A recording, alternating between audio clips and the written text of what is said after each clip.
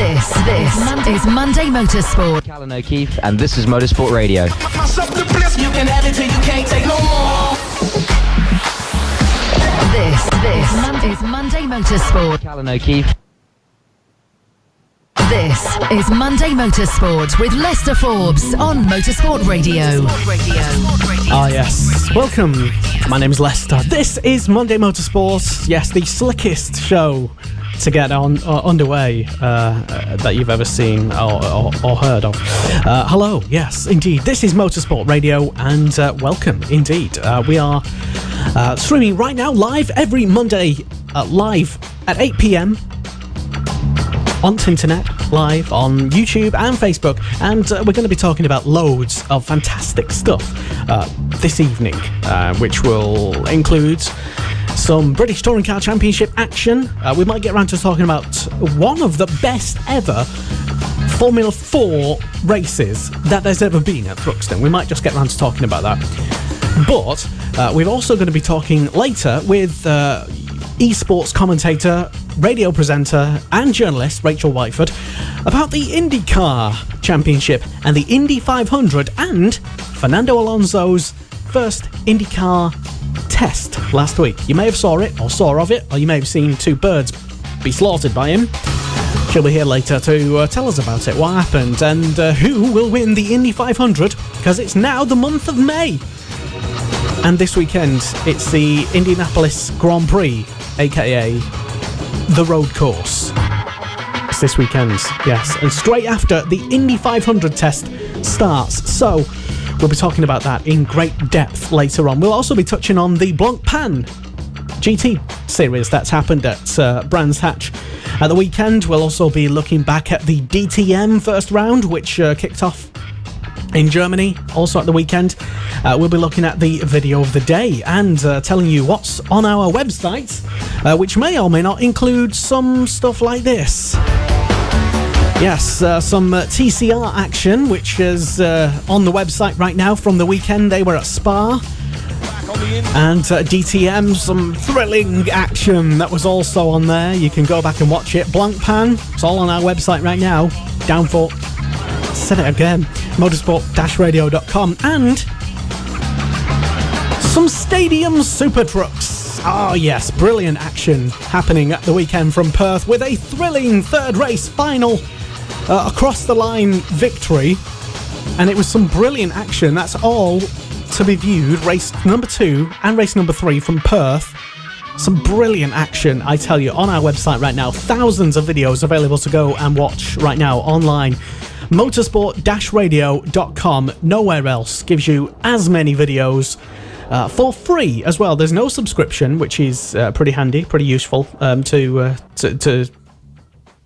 pretty useful, I suppose, especially if you want to catch up on what happened at the weekend. So just amongst a few select videos of things that happened at the weekend, check it out. It's motorsport-radio.com. And this week, joining me on our panel tonight, it is journalist, commentator from Wakefield, I think it is, if I remember rightly. Please welcome back to the show, his second appearance on Motorsport Radio, it's Dan McCarthy. Hello, Dan.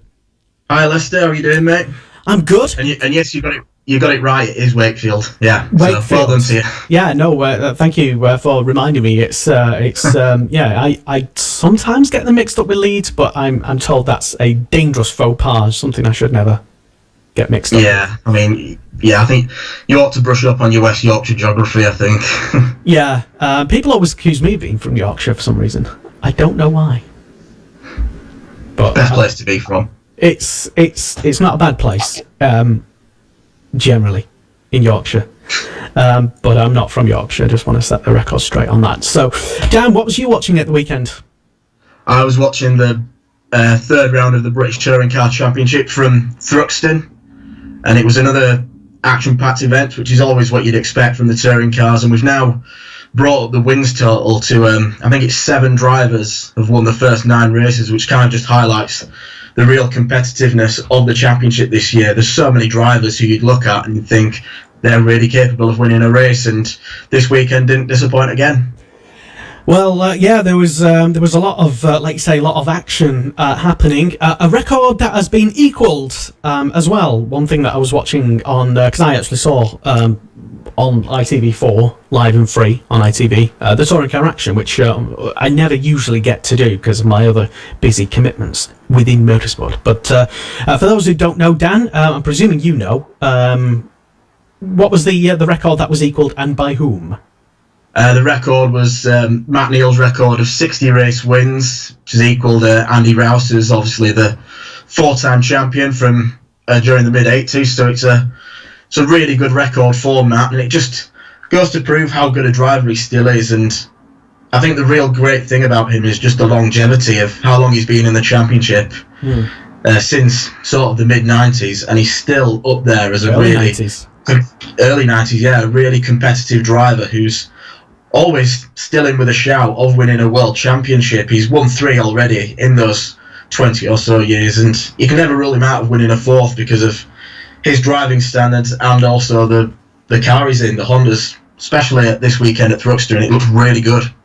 One thing that I saw, just going back to that record for a moment, one thing that I couldn't help think that, yeah, it's great that Matt Neal's got 60 wins, 60 victories so far, but haven't most of those come in an era where there's been 3 races in a touring car weekend, where as opposed to Andy Rouse back in the day, I think the most races he ever did on one package was 2, and that was in 1994, I think, where you used to get sort of a double race at some venues.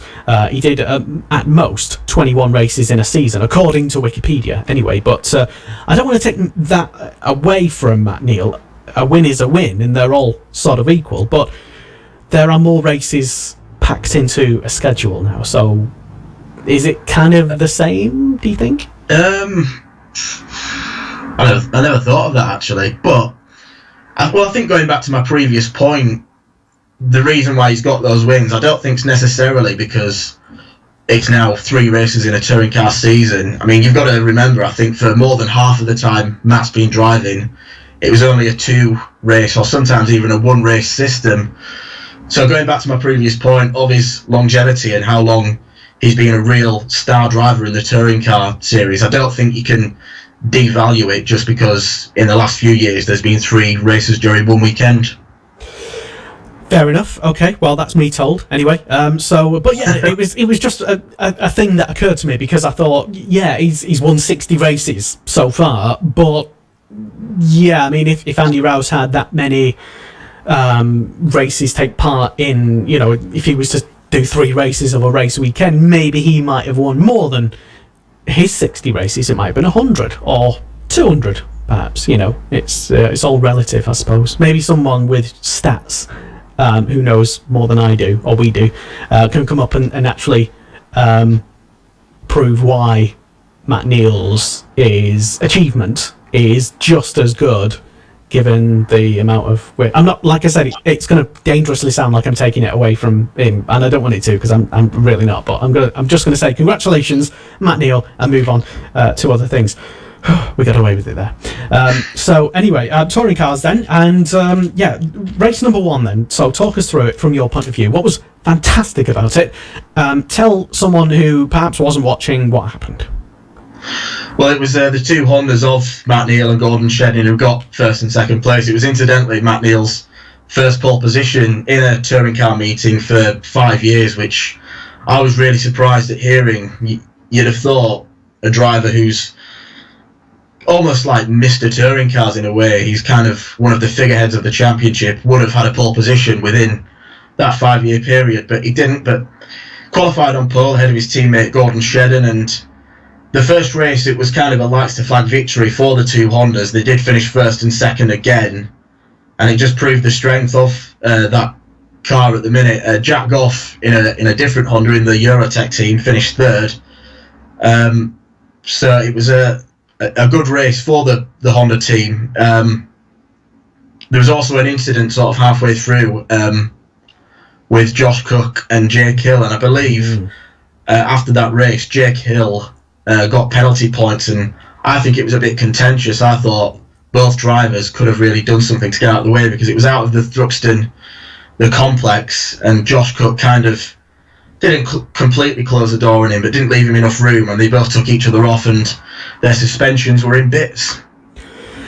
Yeah, for those who did see it, they will have seen that.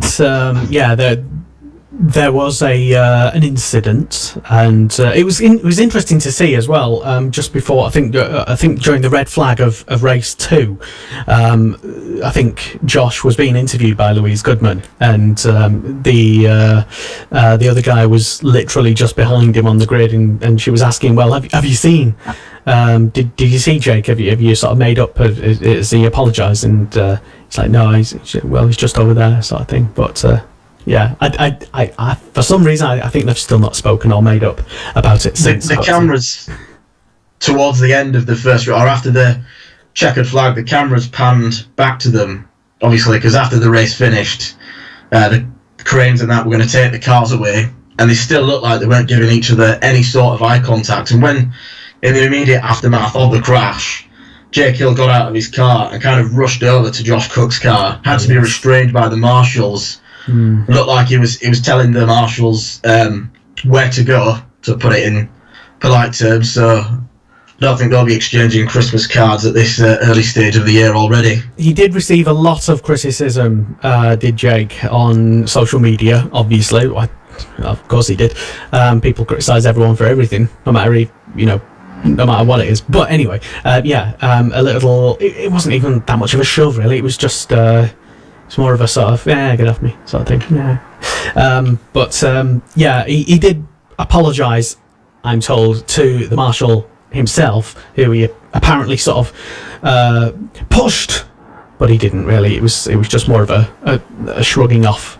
And also he apologised all over social media, which he didn't sort of have to do. I can imagine other drivers perhaps not doing sort of a thing. Don't know, no names. Yeah, it might have felt maybe a bit pressurised into doing so. We don't know, but I suppose it's a good thing.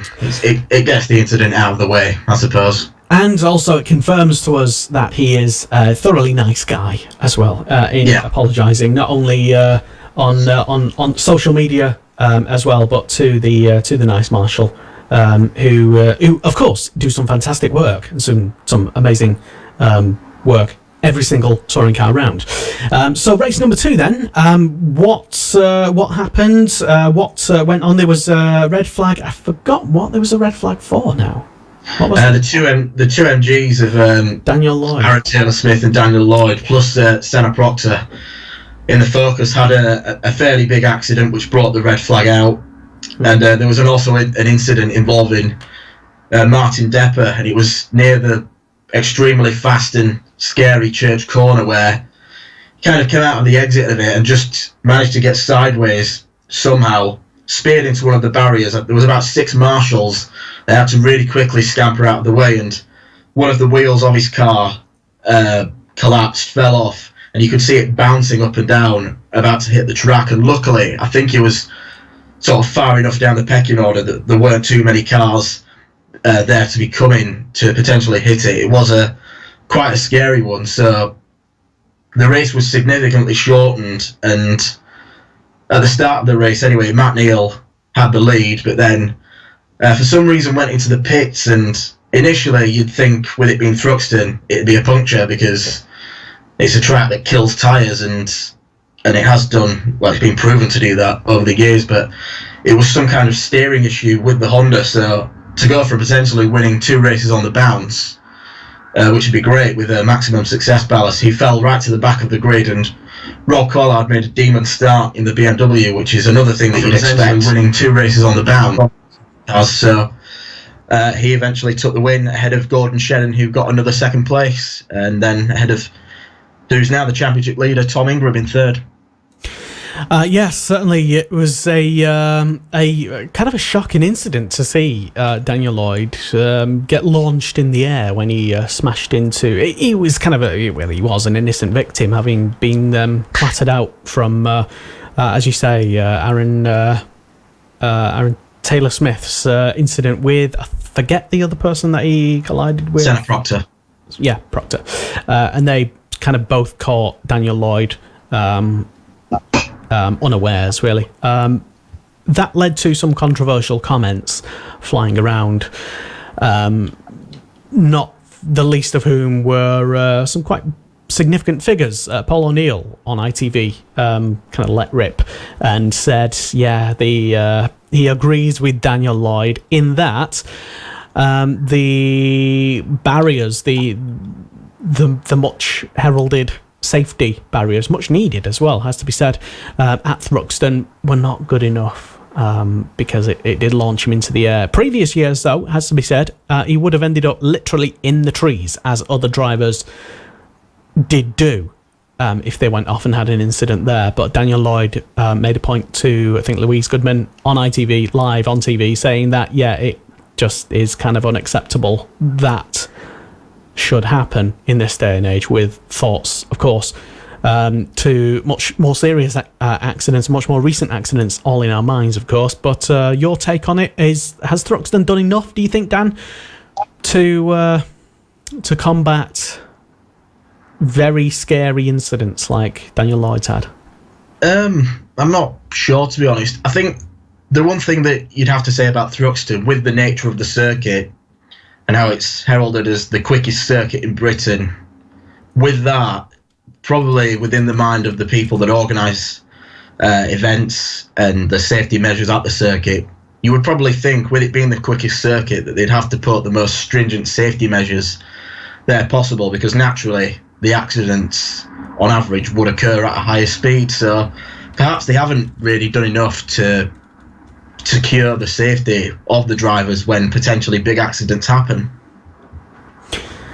Certainly. If you've got an opinion on this and you're listening live and you want to join in the show, because we are live today, you can get in touch with us on our Facebook Live stream, which is live indeed. You can send us your message. Has Touring Cars, Toka and Thruxton done enough, do you think, to avoid massive accidents like the one that Daniel Lloyd suffered at the weekend? Admittedly, yes, they have done and invested a lot of money into, I believe they levelled the previous, as it's kind of sloped off before, and he would have definitely ended up in the woods. But is it enough, really? Does it still bring it up to the minimum requirements? It's not something that we want to see, basically, in any premier motorsport. And if Touring Cars is to remain one of the best and safest championships in the UK and the world, should it do more? That's the question I'm asking. Let me know what you think if you're listening to this live. Indeed, if you're just if you downloaded this as an audio podcast, or if you're watching us back and it's not Monday night, then still leave us your comments. I want to know what you have to say. So the restart, in fact, race number 2, saw Rob Collard win gloriously. Gordon Shedden on the podium again in second place, and Tom Tingram in third. Jack Goff. From the first 2 races, though, Dan, who were the standout performers for you from those first 2 races alone?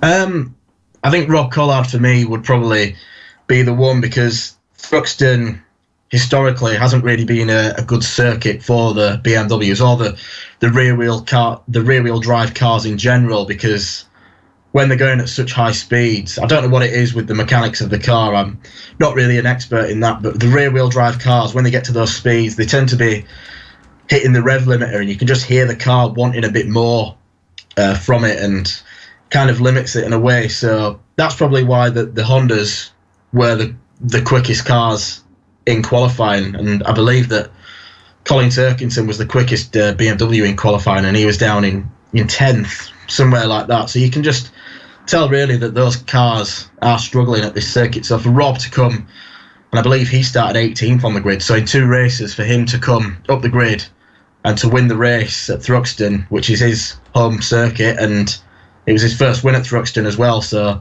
that was a really terrific drive from him. And I'll also give a bit of a shout out to Jack Goff as well, because from last year he kind of struggled a bit in comparison to his 2015 season.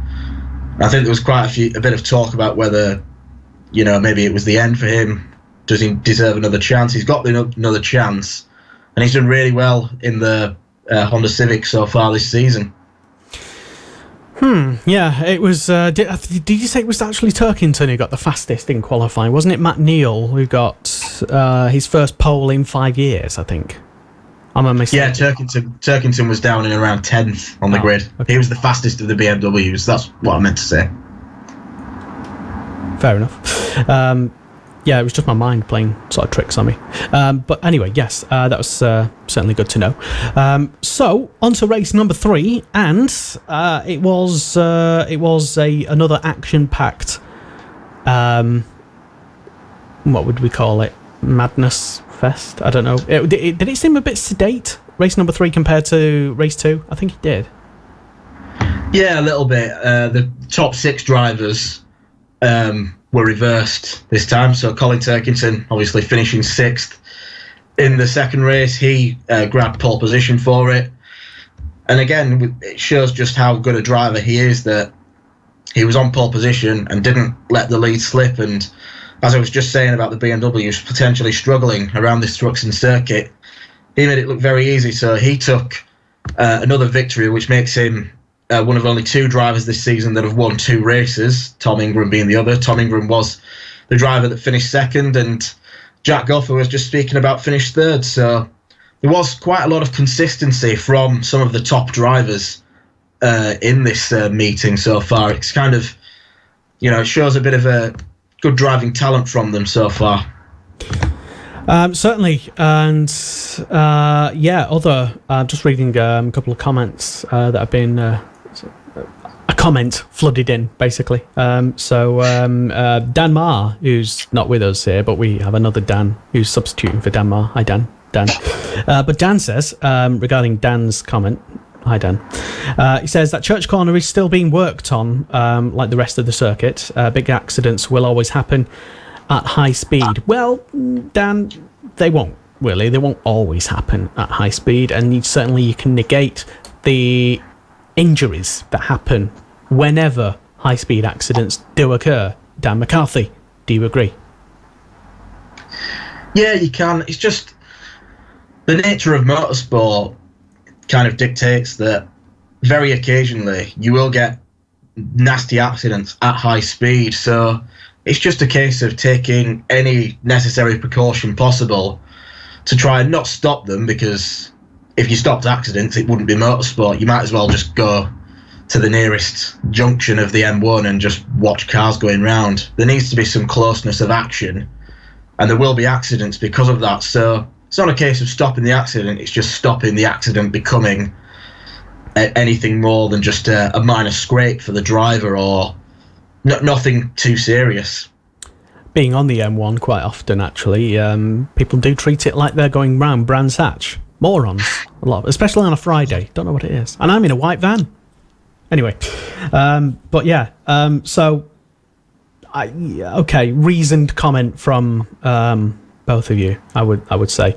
But if you are watching this, then let us know what you think. Do you agree with Dan Marr's comment that big accidents are always going to happen? Do you agree with me that perhaps, or maybe even Dan Lloyd, that there's too many Dans here knocking about. Sorry, Dan. Daniel Lloyd, that they should have been more done, despite the extensive work that there was done to make, perhaps put some sort of tyres there, which you would have kind of thought that might have been a bit obvious, which is, I think like Tim Harvey said on their broadcast on ITV yesterday, for the superbikes, when they go around Thruxton, they put hay bales down there. That might have worked.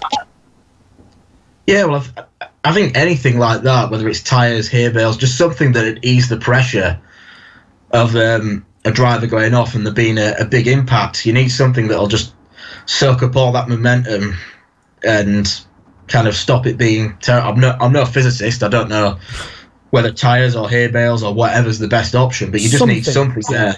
Yeah. Something of substance there, to stop the accident occurring at such a high speed, or the impact occurring at such a high speed, should I say. Maybe that is it. Maybe we can see whether it's tyres, hay bales, whatever it is that would, if it does stop, and especially with a view to perhaps single-seater cars, because if a single-seater car went off at that speed, like I think Dan Lloyd suggested, perhaps, or maybe I thought it out loud. Anyway, but yeah, I'm saying it anyway. If a single-seater car went off at high speed like that into that barrier. But anyway, so Thruxton, although we applaud all the great work that they have done, and the medics and the marshals who were working trackside at the weekend yesterday, perhaps it's always good to identify where more safety can be implemented, I suppose, would be the diplomatic response, I would say, to that. So without wanting to offend too many other people, we'll move on to what happened in the final race then, shall we? I've already said that Turkington won it. Tom Chilton had a good weekend. Just looking here at the fastest laps of race number 3, and I think he actually got the fastest lap, Tom Chilton, in the Vauxhall, according to my calculations anyway, and the Touring Car website. Tom Chilton, overall though, for you, I'm going to ask you about what you think about particular drivers. Starting off with Tom Chilton. Did he have a good weekend? Yeah, he did all right. I mean, it's obviously going to be difficult for him. He's had quite a few years absence from the BTCC, driving in the World Touring Car Championship. He's chosen to come back. He's with a relatively small team that perhaps can't fund a huge, not an uncompetitive car, but not a car that you'd expect to be in the top 6 every race. But I think he's done all right. He's had a few good finishes so far this season. I believe the podium he got at Brands Hatch was the best result he's had so far, coming from the reverse grid, which highlights the importance of having a reverse grid because it allows the competitiveness to be spread across the large field we've got. But I think he's done okay on his return so far, and I'm expecting him to improve over the season and potentially push for a few more of those podium positions. Well, it will be interesting to see what happens. Where's the next round? Alton Park in 2 weeks. Any predictions for you, Dan, about who might go well? And interestingly, actually, before we get on to doing that, I'm reminded of a couple of memes that were floating around various touring car Facebook groups, perhaps slightly cruelly suggesting that Jason Plato's vanished. He's disappeared. But yeah, I mean, is that true? Where's he gone? What happened to him? He apologised on social media to all his backers and sponsors, apparently. Yeah, it's been a funny one with him, really, because his own personal performance has been really bad, and you can make excuses for the car maybe not being as good, but Ash Dutton's also in that Subaru, and he's managed to. He got a pole position at Donington Park. I mean, I know that there was some technical infringements, and he was thrown off that and had to start from the back. But Ash Dutton's been getting top 10 finishes consistently, so I don't know where Jason Plato's been.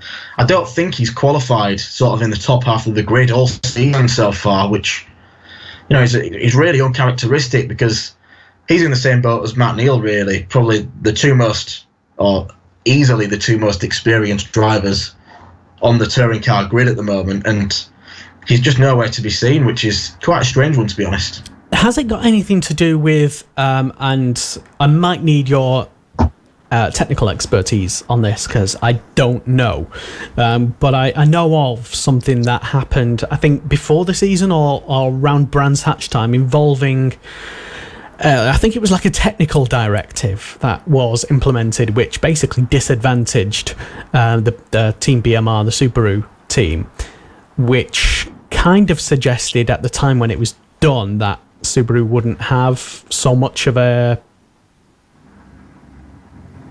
fun time this year. And do you know? Do you know what I'm talking about? Because I don't. Well, I'm not too sure what happened in testing for that to happen, but now that you've brought it up, there must have been something in the off-season, because towards the end of last year, obviously Colin Turkinson was in that Subaru and he was getting good results. Jason Plato was still finishing in the top 10. They also had Warren Scott and James Cole on board, who were further down the grid. But those two main drivers, they were doing well in the championship. They were regularly getting good finishes, getting on the podium. So perhaps something has happened whereby the team have maybe not been adhering to technical regulations and they've had to change something, and that's really lessened the performance of the car. I'm not sure, but I just think it might be more of a personal thing with Jason, because Ash Sutton's clearly doing well in the car so far. So I'm never going to rule Jason Plato out, because he's such a good driver, but I would expect him to up his game for the next few meetings. I actually don't have an opinion, to be honest. I know he's getting on a little bit, but people have still managed to succeed in this championship despite being his age and even older.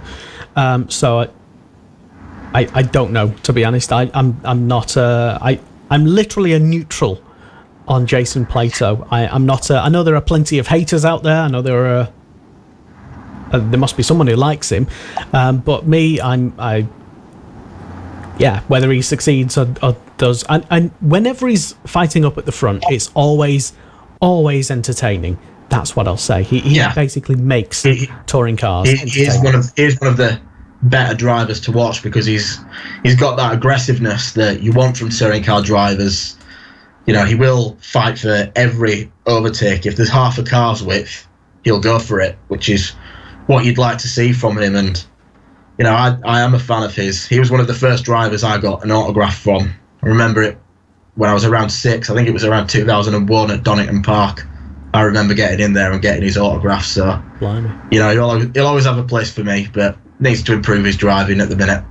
Yeah, he did say, I think after qualifying on the 6th, yeah, it would have been qualifying. He said on Twitter, yet another frustrating day in the office, slow in the straights yet again, and also grip issues, sleep, reboot, and try again. Which is kind of interesting, I would say, because... To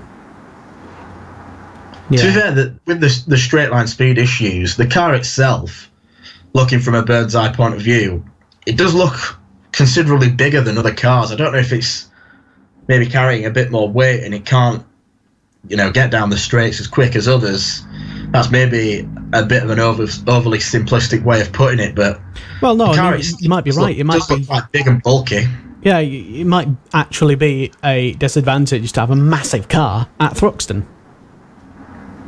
Yeah, especially with Thruxton, as we've been saying during the show so far, the quickest circuit in Britain, the most straights on a circuit where you're just going around at 130 miles an hour. It might have to be reduced to something as simple as the car's just massive. Who knows? I certainly don't. But do you? Are you listening live? And do you know, or do you have a theory, perhaps, as to what went on with that car and the potential mystery / conspiracy theory behind Jason Plato's tweets, where he said sorry to all our sponsors and investors. Some people, again, on various Facebook touring car groups, read into that maybe he might be retiring, packing it in. Personally, I don't think so, as he is too much invested, both personally and professionally. I think if he was going to retire, he wouldn't announce it at this stage of the season. We're only 9 races in. We've still got the majority of the season to go. I think if he was going to start hinting at retirement, it would be towards the back end of the season. Yeah, it might just be the fact that he is just apologising to his sponsors and many commercial partners who he has been successful in gaining, and having a weekend like he's had just isn't good enough, to be running at best mid-pack, back in the area where ITV don't talk about you unless you've had a crash. Just isn't good enough. So he literally might have just been apologising to his sponsors and backers, which would be a good PR move for a PR master like he is. So that might have just been nothing to read at all into that. Or I might be wrong. So I imagine so. I did briefly ask you before I interrupted you and asked you something else about Alton Park. The next race weekend in 2 weeks' time. What do you expect from it? If I answer that, I'd be buying several lottery tickets, but I would expect the BMWs to get back to near the front of the pack in terms of qualifying. They're not going to be hampered by the straight line speed issue. Alton Park's a very different circuit to Thruxton. There's lots of twists and turns and chicanes where the speed through the corners will carry them through there. So I would expect Colin Turkington to get back on top. At the minute, I'd probably make him the favourite to win the title because him and West Surrey Racing really go hand in hand. He's traditionally been a driver of rear-wheel drive cars. He's always had that. He won his first championship in the BMW, so that's a really good relationship to have. And I'll expect him to get back on top. And Tom Ingram will also be there. And one dark horse, I think, who could potentially make an impact on the championships, Adam Morgan, who's been impressive so far. Just sometimes been a little bit unlucky with being overtaken on some races where he's been punted off, but I think he'll make a good impact as well. That'll be interesting to see. Again, I don't want to predict anything myself, just cause I think things are just too wide open. It could be. I'll go with whatever you say, basically. If that's not a total cop out, basically, Dan. So yeah, whatever you say. We've had another comment flood in. I know. The Facebook feed is on fire tonight. Pete Barrett, who's tuned in live. Hello, Pete. Thank you very much for tuning in live. Says, I don't know if he's saying this to me or to you, Dan, but he's saying, how can you say it's all Plato when a driver of his experience, it's the regs that Alan Gowers put on the on the Subaru team, and you saying about Ashley Sutton. Have you thought that he has found something that works for him and not Plato, Price and Cole? Yeah, he probably has. I mean, if one driver can get the best out of the car, whereby at Donington, yes, he did get chucked out, but he did qualify on pole, and he has been qualifying considerably better than the other drivers, then I think it's probably something the drivers have to look at rather than blaming the regulations. But also as well, with Plato being kind of the head of that team, if Sutton did find a magic setup which basically negated any of whatever the bad things about that car, whatever they may be, if he did find a magic setup for it, don't you think Plato would have nicked it and used it on his own car? He might have done, but maybe Ash Sutton's setup doesn't suit Jason Plato and vice versa. Every driver has their own personal preference for the car, and you can see that in any motorsport. Even if the car's the same, like in F1, you hear all the time that one driver has that preferred setup and the other driver has his preferred setup. It's all to do with personal preference, really. It's just how you execute your own preference, and clearly Ash Sutton's doing very well, and Jason Plato isn't at the moment. Blimey. Anyway, so I will. I guess that we've kind of talked the weekend and the three races in as much depth as we're going to do, as we did for the past 40 minutes. So, Dan, I've pretty much asked you everything that I wanted to ask you. Anyway, apart from driver of the weekend, did I already ask you that? I can't remember. Yeah, driver of the weekend. I'm going to give it to Jack Goff for the overall consistency of where he finished. 2 podiums and a 4th place in a 32 car grid with a reverse qualifying. I think that's really good going for him, particularly from someone who at the start of the season you wouldn't have automatically looked at and thought they're going to be within a chance. So I'm going to give my driver of the weekend to Jack Goff. Interesting. Jack Goff, if you're listening live via our Facebook stream or the YouTube stream that we've got, or any of the other websites that we're also streaming right now live, including our own website, motorsport-radio.com, and you have an opinion about who was the driver of the weekend, then let us know. Another comment from Billy Shaw. Hello, Billy, who's tuned in live to us, amongst other people as well. Billy asks, I'm going to ask this to you, Dan. It's a similar question to what I asked earlier. Billy says, Will this make Plato's mind up to step back from driving? I think the longer it goes on, and if results continue to be the same as what they are now, there might be that seed of doubt in his mind where he does think maybe at the end of this year it's time to call it a day and focus on other ventures. Who knows? But if his performance does start improving and he does start getting, into top 10 positions where he's fighting it out with the big boys, I think the racing driver beast inside him will want to continue. So I think the next few race meetings, particularly up until maybe the summer break, will be really crucial in determining whether he's got a long-term future in touring cars. That is interesting. My own personal theory about Jason Plato's troubles that he's been having is that whatever issues he has, whether he starts at the back of the field at the start of the season, whether he's not as good, whether he's whatever, he always manages to end up fighting somewhere at the front, if not for victories, and is always there or thereabouts looking at a title challenge towards the end of every single season that he's ever been in touring cars, I think. So I think whatever the problems he is having right now, I think it's probably wrong to read too much into that one-line tweet where he apologised to his sponsors and backers. Like I said, I think he's just genuinely just apologising to them, basically, for a bit of a bad weekend. Every driver has it, even Jason Plato sometimes, and maybe this weekend was one of them.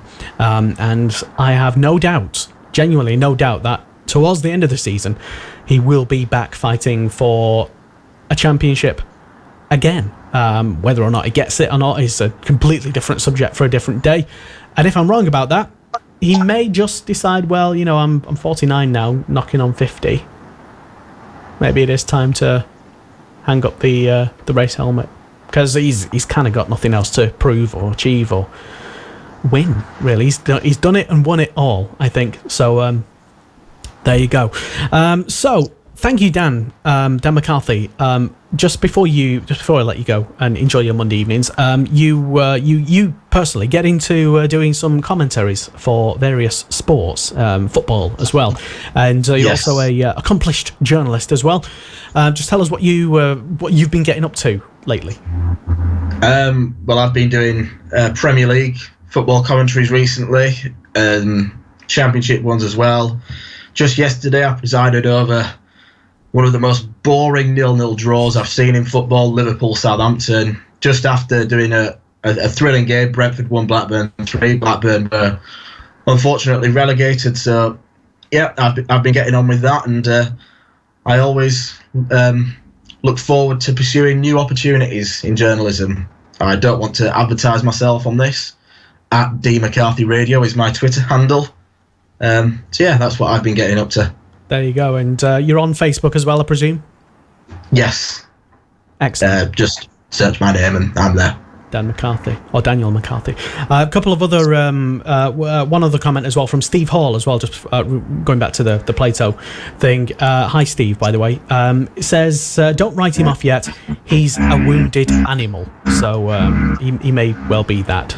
But as I said, I think he'll get better towards the end of the season and be fighting for that championship. So thank you, Dan, for coming on tonight's show. I'll let you go because we're going to talk and move on about stuff that probably you have absolutely no interest at all, which is IndyCars. Yes, Rachael Whiteford is going to be here talking to me, previewing the Indy 500 and talking about Fernando Alonso's recent test and where he murdered two birds. That's coming up.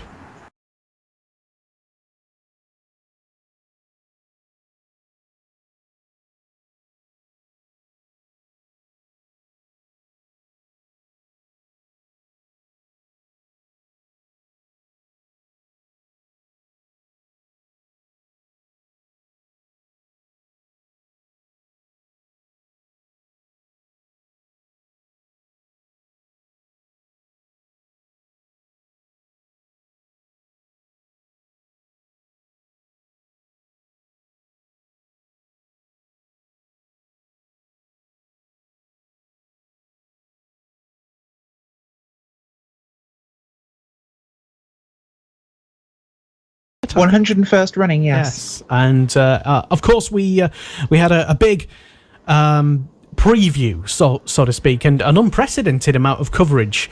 Never before seen for an IndyCar test, which would have ordinarily just been a private, behind-the-scenes, closed-doors test, featuring, of course, as you probably already know, certainly you know anyway, Rachael, Fernando Alonso making his first run at Indianapolis, sacrificing a couple of birds along the way.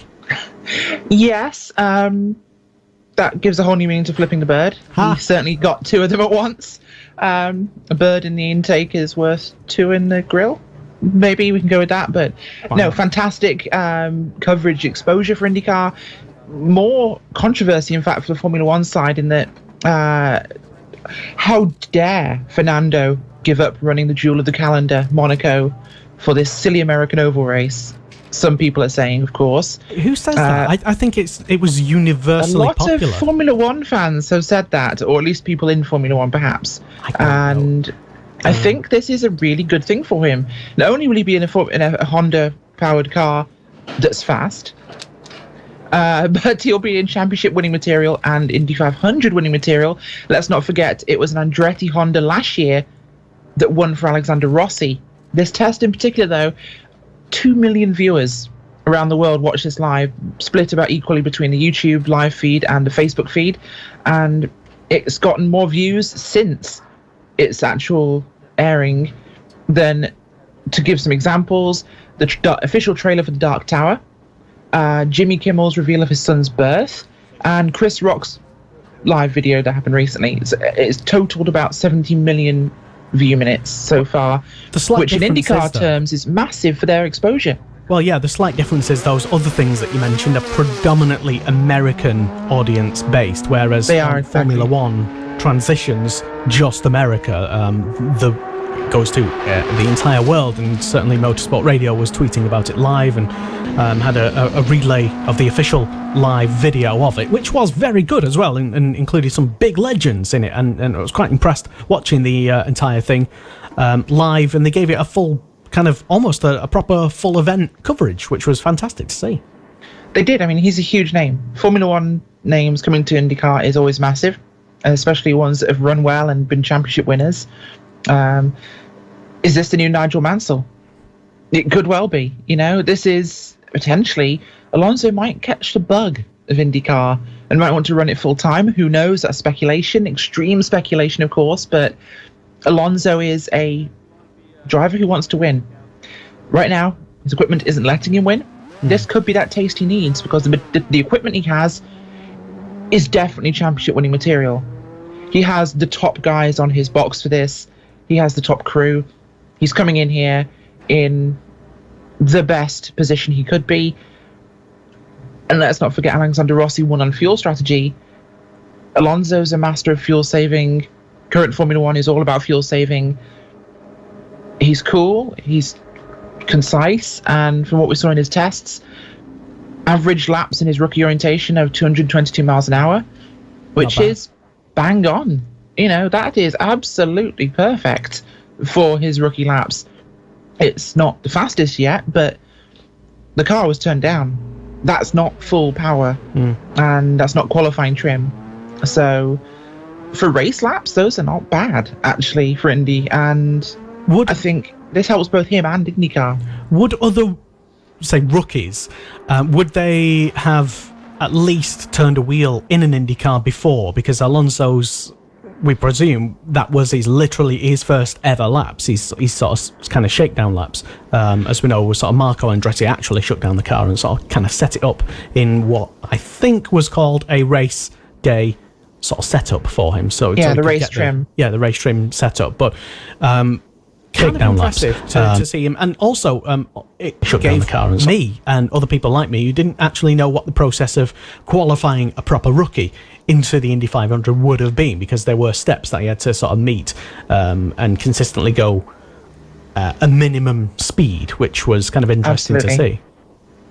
It certainly is, and of course those are important factors for him. And in this sort of situation, whilst I just rather casually plug my headphones in whilst talking to you because they're wireless and the battery just died, which is fantastic, but I can still talk because it's a different microphone. And what we really kind of see of this is other IndyCar rookies have come in, they've done well. Alexander Rossi was a rookie. There is open testing in IndyCar to an extent, so there is opportunity for people to go to tests and take part in those and get track time. So IndyCar is not quite as restrictive as Formula One is in that regard, and that can make things interesting. In terms of confirmed drivers we know of for this year, there aren't a huge number of rookies, but there are some inexperienced guys in there. The 500 is very different. The trim of downforce you run for the 500 is so low in comparison to other races.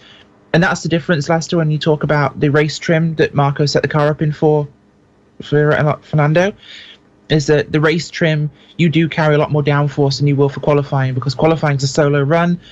You need just enough to make it around the corners. And you aren't dealing with dirty air.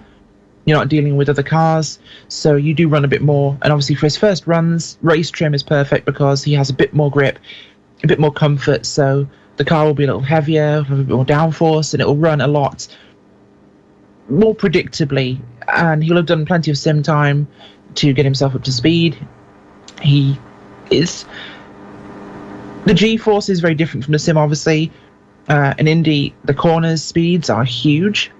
You just about dip under 200 miles an hour, and you're spending the majority of your race, like, the average lap time you saw there, 222 miles an hour. You're barely varying 20 to 30 miles an hour over the whole run, so it's very fast. Basically it is very fast.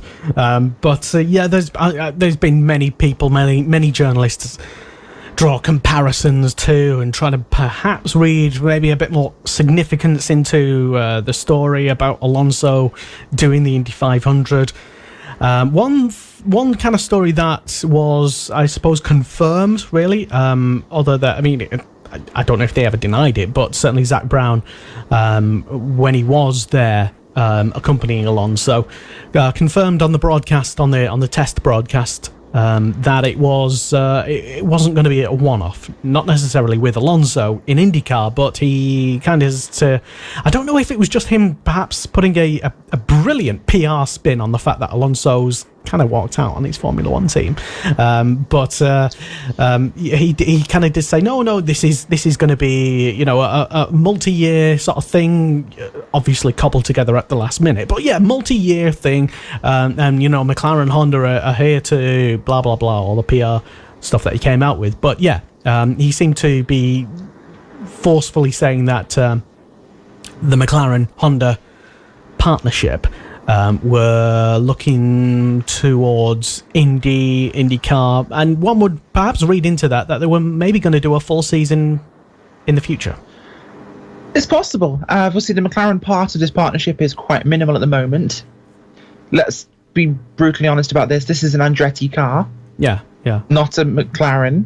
It's the cars in IndyCar, for those who don't know, are essentially stock cars. They are provided or purchased from the manufacturers. Dallara build a chassis. Honda and Chevrolet provide body kits based on the engine power pack you operate. Don't Dallara also build the GP2 cars? They do. Yes, Dallara do quite a lot of chassis building for race cars, and they're very good at it. Dallara have provided IndyCar chassis for the last 10, 15 years now, so since the IR05 chassis up to the stock-bodied DW12 we had up until a couple of years ago, and now the Aero Kit era. In fact, 2018 will be a whole different shape of IndyCar as the new concepts are coming out now, with the cars looking more like they did in the kart era. Yeah. Perhaps. We might soon have attractive Indy cars, which will be fantastic. Are you saying they're unattractive? Yes, they're horrendous. Okay. As an IndyCar fan, the current ones we have with the body kits look like a LMP2 prototype rear-ended a Formula One car from 2008. Oh. Yeah. Oh. It does have an unusually wide rear. Yeah, if that's not too... No, it's completely appropriate. They look like a sports car prototype has rear-ended a ridiculously high downforce Formula One car's front. They are complicated, and as we've seen already, they're kind of brittle. Montoya last year lost one of his rear-end pods design feature to put there to stop people hitting the back of the tyre and riding up over the car, which is a concern on oval racing for open wheel race cars. Which instead it just kind of ended up flipping the cars, really, didn't it? So, to an extent, there was some issues in the last couple of years with downforce levels and dirty air. Most of it was due to the underbody, and that was a source of some controversy in the tests. But as things stand, the cars are pretty good. Important people to note, other than, of course, Alonso, Hinchcliffe is back, and he's won his first race since his 2015 accident, of course. That was at the start of this year, actually. He won, I think, at Long Beach. At Long Beach, yes. Long Beach, and that's a huge one for him. Hinch is back. Hinch has always been quick at Indy, and of course, it's a critical one to look at. Of course, a former Formula One driver in Sebastian Bourdais, of course, a new team for this year. He's with Dale Coyne Racing, and he won the first round at St. Petersburg, so that is a huge one for him. He's always one to look at for Indy.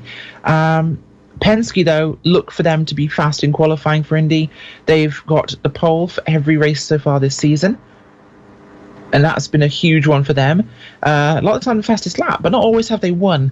Of course, they have had 2 Chevy and 2 Honda wins so far, and it's been Honda winning on both both street courses, and Chevy has won on the first, should we say, road course, first proper circuit, and of course the first oval at Phoenix. So Chevy's short oval and circuit body kit's working well.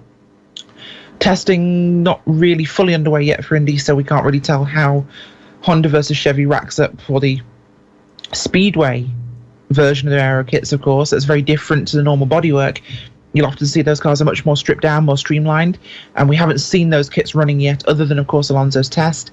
And we haven't seen the mass on-track action, of course, between what is confirmed at the moment of 18 Honda entries and 12 Chevrolets.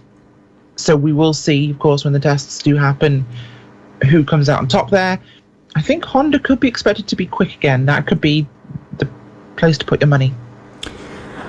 Honda, you're saying? You're definitely going for Honda? This is the first time, I think, someone's saying this year that Honda could be the ones to win, because the Honda aero kit's good, and by the looks of things, they could be strong, and it's going to be interesting to see. Of course, in terms of people who've come into IndyCar, we'll go back to Alonso quickly. People who come into IndyCar with not much experience of IndyCar, they've done the rookie tests, they've done the orientation, they've done the normal test days, and then the actual 500.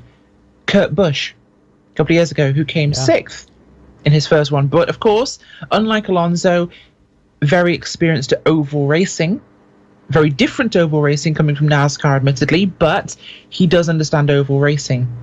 Alonso's a fast study, we know that, and I think he could be a real dark horse in this, or perhaps not as dark as people think. I think with the equipment he has, he will be very successful. I'd suggested on Twitter on the day of this Alonso Indy test that, well, I'd asked, really, I'd not suggested, but I'd put out the suggestion that maybe he won't find it so easy qualifying in the various qualifying sessions that there are. Nobody's thought about that. It's obviously takes a certain amount of skill, and I think we're all just presuming that, oh, it's Alonso, yeah, 2-time F1 world champion, and Alonso, yeah, great Alonso. Of course he's going to qualify. Of course he's, as you suggested, he might be a dark horse in this. But no one's actually thought, well, what if he just struggles to get by? Or what if he is in real trouble in the qualifying session? What if there's a problem that just an old, experienced hand would probably be able to overcome? I don't know if you can do that at the Indy qualifying, but no one's actually entertained the thought that he won't actually qualify. I don't think that's a problem, really. Not to put down Indy, but a lot of the time your equipment is what really helps you qualify. It might not be, the Fast 9. It might not be, the front 3 rows he'll get into, but he could. But I think he definitely makes a field that I'm sure is going to happen. Again, the equipment plays a lot into making it into the field, and we've seen plenty of rookies come in with little to no experience of racing, full stop, never mind IndyCar. So people can do it, of course. It's not impossible. And, of course, Max Chilton running an IndyCar, could we say potentially a significantly slower driver than Alonso, has managed so far. We've had plenty of people come over from Formula One to do it and been good. Jean Alesi, of course, was a problem. Yeah. I mean, look at Montoya. He's won the Indy 500 twice. Also, former Formula One driver, and successful one at that. So I think there could be some perhaps conversations between Montoya and Alonso. They knew each other in Formula One, and things could be interesting, of course, with them out on track together at Indy. And it'll be fantastic to see the names of Montoya and Alonso in the same broadcast again. I'm starting to think that maybe a certain other previous champion is maybe getting a bit restless at the thought of all these F1 stars that you mentioned. Maybe Jacques Villeneuve might just want one last hurrah at the Indy 500. Jacques Villeneuve turns up when you least expect him. Well, there you go. He's one of those people. He just appears. We have 30 confirmed so far out of 33 slots to qualify. There could be more entrants, of course, but there's 33 grid slots. So you qualify into those 33 positions. With Andretti equipment and Honda power, I do not think mechanically Alonso has much problem. Indy qualifying is about being smooth. It's about being procedural. The drivers are changing the weight jacker, which raises and lowers the slave cylinder in the right rear wheel to adjust it the actual height of that wheel, which changes the balance of the car. They'll be adjusting that on their qualifying run. They'll be adjusting roll bars in the car. It's very procedural. What you have to do to qualify well at Indy is be smooth, be precise. Your average of your 4 laps is what counts. And with the power he has, and with how good he is at following procedural driving, Formula One, where he himself has said you're more of a pilot than a driver these days, I'm sure he can manage to click buttons and turn knobs in the cockpit as he goes around the 2.5 mile course and do exactly what he has to do. I think it is not beyond speculation to think that he could make the Fast 9. I do not see a problem with him getting in. I see no reason why he would not qualify. Or maybe even potentially do what Rossi did last year and fuel save to high heaven and pull off another massive big shock and become once again the world's greatest. That would change his attitude to some things, wouldn't it? Coming home from America as an Indy 500 champion, I think would be fantastic. I don't think we can assume that yet, but with his experience at fuel saving and the equipment he'll have, he has the same equipment that Rossi had. And if anything, he's more experienced at fuel saving himself and has perhaps a more experienced team on the pit box. It's not beyond possibility, and fuel victories in the Indy 500 are common. So definitely could happen. Could do. One thing that I might be a bit surprised about is I know it's the Spanish Grand Prix coming up this weekend, which clashes with the IndyCar Grand Prix. He has driven on that track before, which includes the infield section. It's the old Formula One Indy circuit with a few... Changed considerably, yes. Yeah, with a few smooth corners and changed considerably, but roughly it's the same sort of circuit. I would have thought maybe he would have wanted to participate in that to get a feel for the car, get a bit of extra practice in, because it's only the Spanish Grand Prix. Oh, it's his home Grand Prix, isn't it? But, you know. It's kind of his home Grand Prix, which is a big deal for Alonso and for Spanish fans in Formula One. Plus, getting used to an IndyCar on a road course is very different to driving one on a speedway. Very different. And whilst you'd have a chance of having a great fun time, Spanish Grand Prix home race, he's not going to miss it for the Grand Prix of Indianapolis. He might come back and do some other ones that don't clash, perhaps later in the season, but I don't think we'll ever see him run that instead of his home Grand Prix in Formula One. No matter how slow the McLaren Honda is at the moment for them in Formula One, he still wants to be there for the fans. You know, his fans mean a lot to him. Yeah. And he would rather do nothing than be there to see his fans, because Alonso really cares about those people. And it's always been something he said has been a big inspiration to him. So I think he would go just for them. Well, okay, fair point. So he's going to be at the Spanish Grand Prix instead of the IndyCar Grand Prix of Indianapolis, which is happening this weekend at the, I'm going to call it the old F1 version, even though, like you said, it's different. The Indianapolis road course, let's just call it. The it's road safer. course, yeah, Indianapolis. Yes. They go the wrong way around the oval part.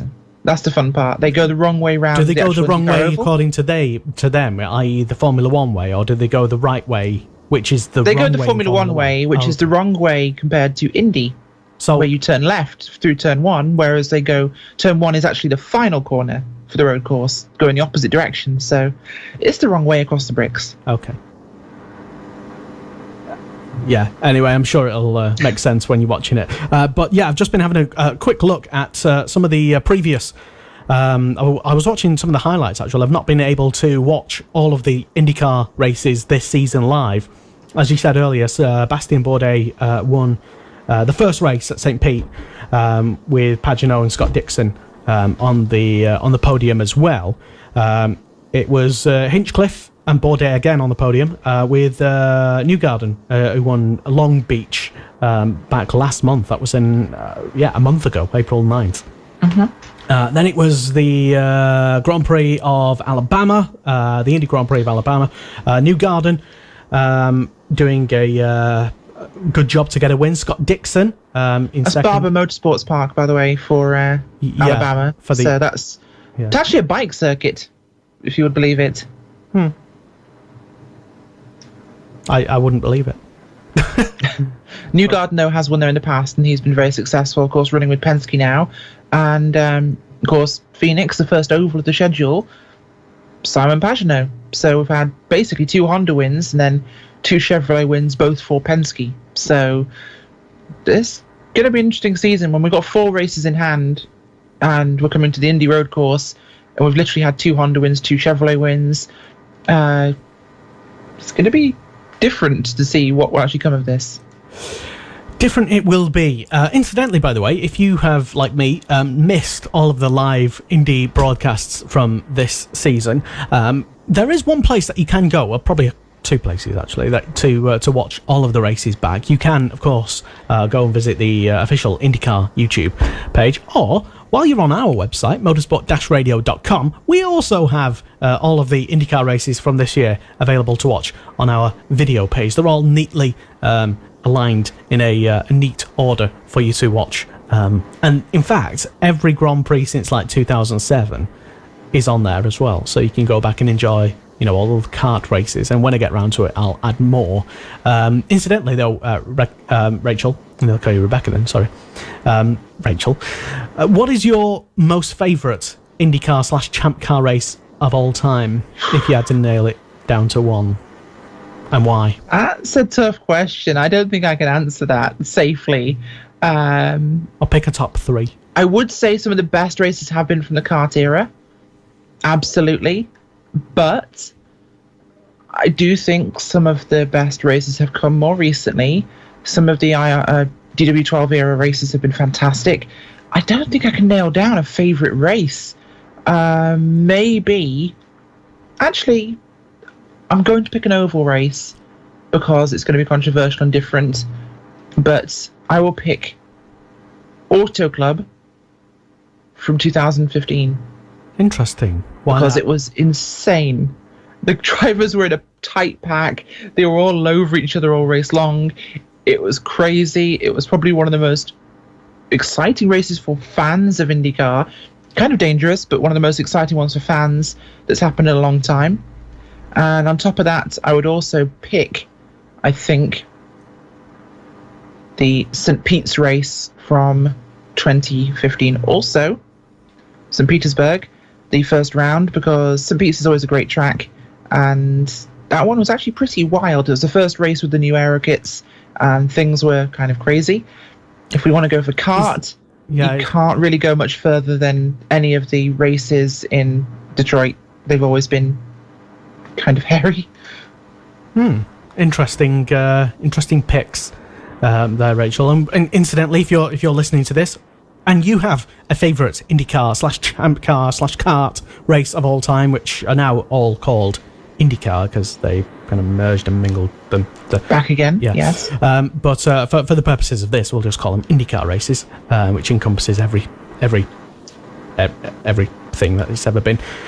Which is your favourite? Let us know. Get in touch with us and tell us why as well. And we might even feature that one on our website if we agree with you. If we think it's good. I know a couple of my IndyCar friends, Mr. IndyCar UK, Adrian, will probably have a list as long as your arm, and like you, won't be able to sort of identify one particular race. And also Paul Hadsley, IndyCar friend of mine as well. I will say, Lester, though, if you want to pick one race to watch to get an exciting IndyCar race and you don't really know much about IndyCar, watch any of the Long Beach races or the Toronto races. Yes. Basically pick a street course, because that's where IndyCar really excels. The racing is amazing. You will really not struggle to find a fantastic race to watch as a motorsports fan if you pick one of the street course races. I was actually recently going through and watching some of the old Vancouver races from Champ Car, and they were pretty good as well. And partly, I was watching them partly because I used to live downtown in Vancouver for a number of years, and I've never lived in a place where there's been an IndyCar race or Champ Car race, so that was part of the reason why I watched that. But they're also very good as well. So. Yeah. Anyway, so yes, the Indy 500 kicks off. When does actually the official testing start? Because it is usually known as the month of May, and we are in May. And does it kick off literally as soon as the IndyCar Grand Prix this weekend finishes? I've tried to find a schedule, couldn't find one exactly, but yeah, the testing begins after the Grand Prix of Indianapolis. So once basically the drivers are there for obviously rookie orientation, we have the setup and testing for the Grand Prix, and then we start the 2 weeks of Indy as we go through to Indy 500 basically territory, and we're in that 2 weeks now. So basically once the Grand Prix is over, testing starts, test days start, and it's go time for Indy. Things get crazy. So basically from this weekend onwards, the place to be is 16th and George Street. Boom. Yes, and I think Mr. IndyCar UK, Adrian Rachael, will be there once again this year. So if possible, we'll try and bug him and get him to report in live from Indy, which will be good. I presume he's going. He went last year and he's been for a number of years. But that should be good if we can get a report live from Indianapolis. We'll try and make that happen. So yeah, I guess that's really it. So IndyCar Grand Prix this weekend, and then it's the full testing for the 101st running of the Indianapolis 500, which is all, thankfully, apart from the race itself, live and free on the IndyCar Facebook page, IndyCar YouTube, and they've done. I think, personally speaking, IndyCar are probably the best championship in the entire world for giving away so much free on-track action and content. All of the, I think all of the Indy Lights races are streamed live, if not put up online as delayed, as well as every single IndyCar race, not live, but after the facts, after the broadcast, are also put up live for you to watch in full, as well as going back, as I said earlier, many, many years ago. So IndyCar certainly the best. I can't think of another championship, certainly F1. If you're into that, if we want to have two, you've got sports car racing in America, the IMSA series, and you've also got, of course, IndyCar. Both of them, big connections with the fans, big social media presences. IndyCar, its viewers have dropped, and I think their recent turn towards social media and their approach to it is something that Formula One needs to take a look at. I don't think from memory, I haven't checked though, so apologies if I'm wrong, and I could very well be, but I don't think IMSA give away their streams on Facebook Live and stuff in the same way that IndyCar do. Not on Facebook Live, but they do YouTube. Yes. Oh, on YouTube. Okay, fair enough. Okay, so IMSA, if you're into your sports car racing, tell us about what you've been getting up to as well. Just before we move on, though, Rachel, you are esports commentator extraordinaire, radio presenter, and journalist as well. Any exciting things on the horizon for you? Well, apart from all those hats apparently I'm wearing, sure nothing particularly exciting coming up just yet, but as always, there is so much going on in the world of motorsports and esports and everything else, and barely a free moment, Lester. Well, it's good to see you keeping busy. How can people follow you if they at all want to do so and do some stalking as to your whereabouts in the motorsport world, for example? What are you? If they want to find me, they can find me on Twitter at @Rachael_W.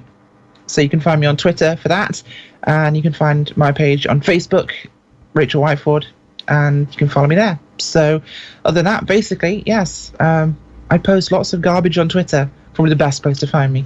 You and the rest of Twitter, probably, yes. Pretty much. Yeah, including myself, I have to say.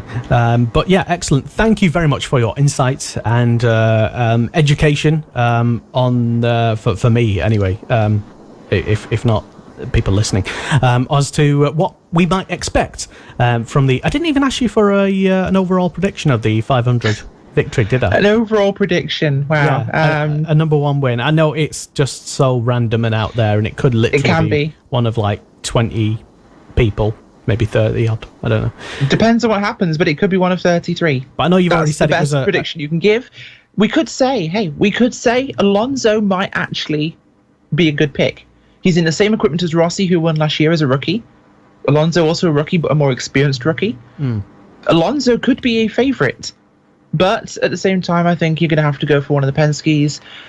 They're always strong. Penske is always an option for their cars. No, I'm not. I'm narrowing it down to the team because you'll typically always find Penske at the front. Yeah. So the likes of Pagano, of Will Power, of Helio Castroneves, of Montoya, but also throw into the mix the likes of Sebastian Bourdais, Scott Dixon, and also James Hinchcliffe, the mayor of Hinchtown, wants to return, and Ryan Hunter-Reay. We can't narrow this down. It's impossible to narrow it down. Yeah. Who do I pick? You told me to pick one driver, I would pick my favourite driver.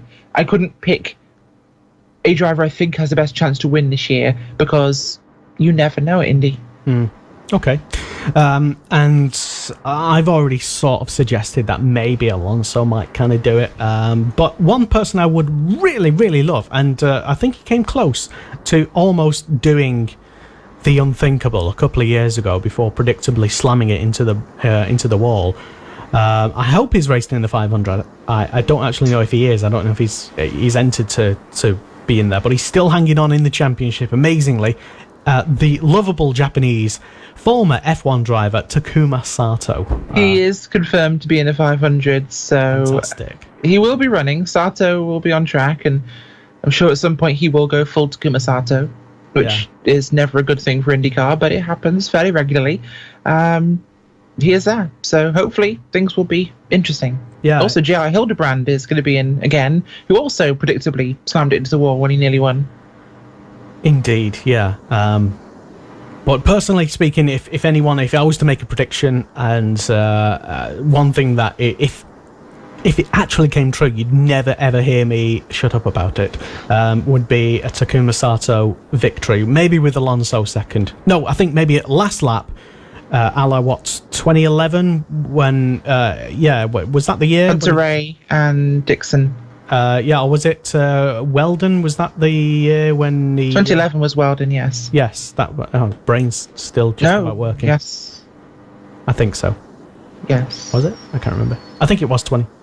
Anyway, our Alzheimer's aside, I do think that Takuma Sato might do it this year. If only for it the was fact Weldon, that, yes. Yes. There you go. I'm right about something. Occasionally. It's amazing. I know. Wow. I still have brain cells left. But yeah, Takuma Sato for me, and literally one of 30 drivers for Rachael who could win.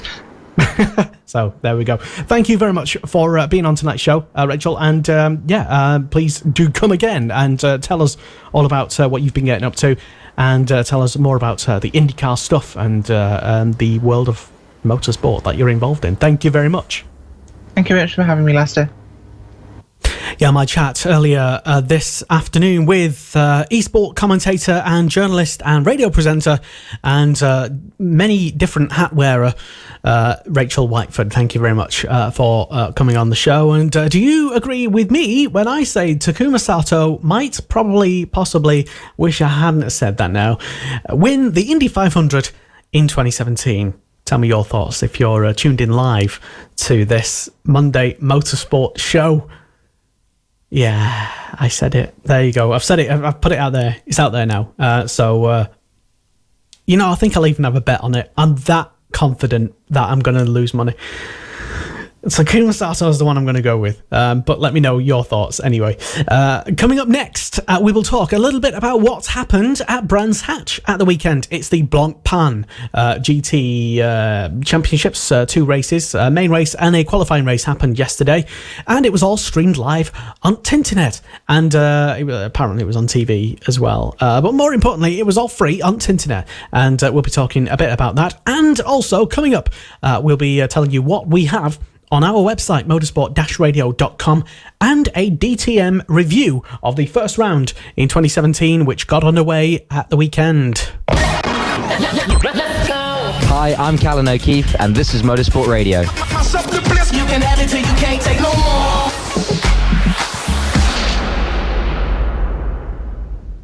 This is Monday Motorsport with Lester Forbes on Motorsport Radio. Yes, and welcome along. My name is Lester, if you didn't know, and this is Monday Motorsport, and we are live here every single Monday, live at 8 on Motorsport Radio. And thank you for tuning in live.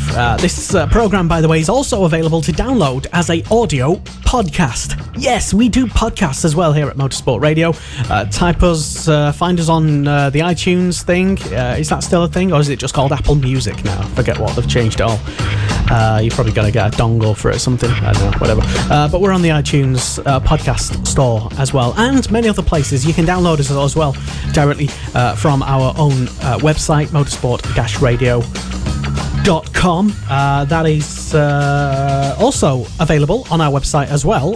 Includes some amazing videos from the weekend, which include some TCR action that happened at the weekend. They were at Spa, a couple of races in Belgium there, and DTM action, side-by-side epic stuff, which we'll be talking about in just a moment with Alex Goldschmidt, and some Blancpain action as well, and as well, yes, you need to get into some stadium super trucks.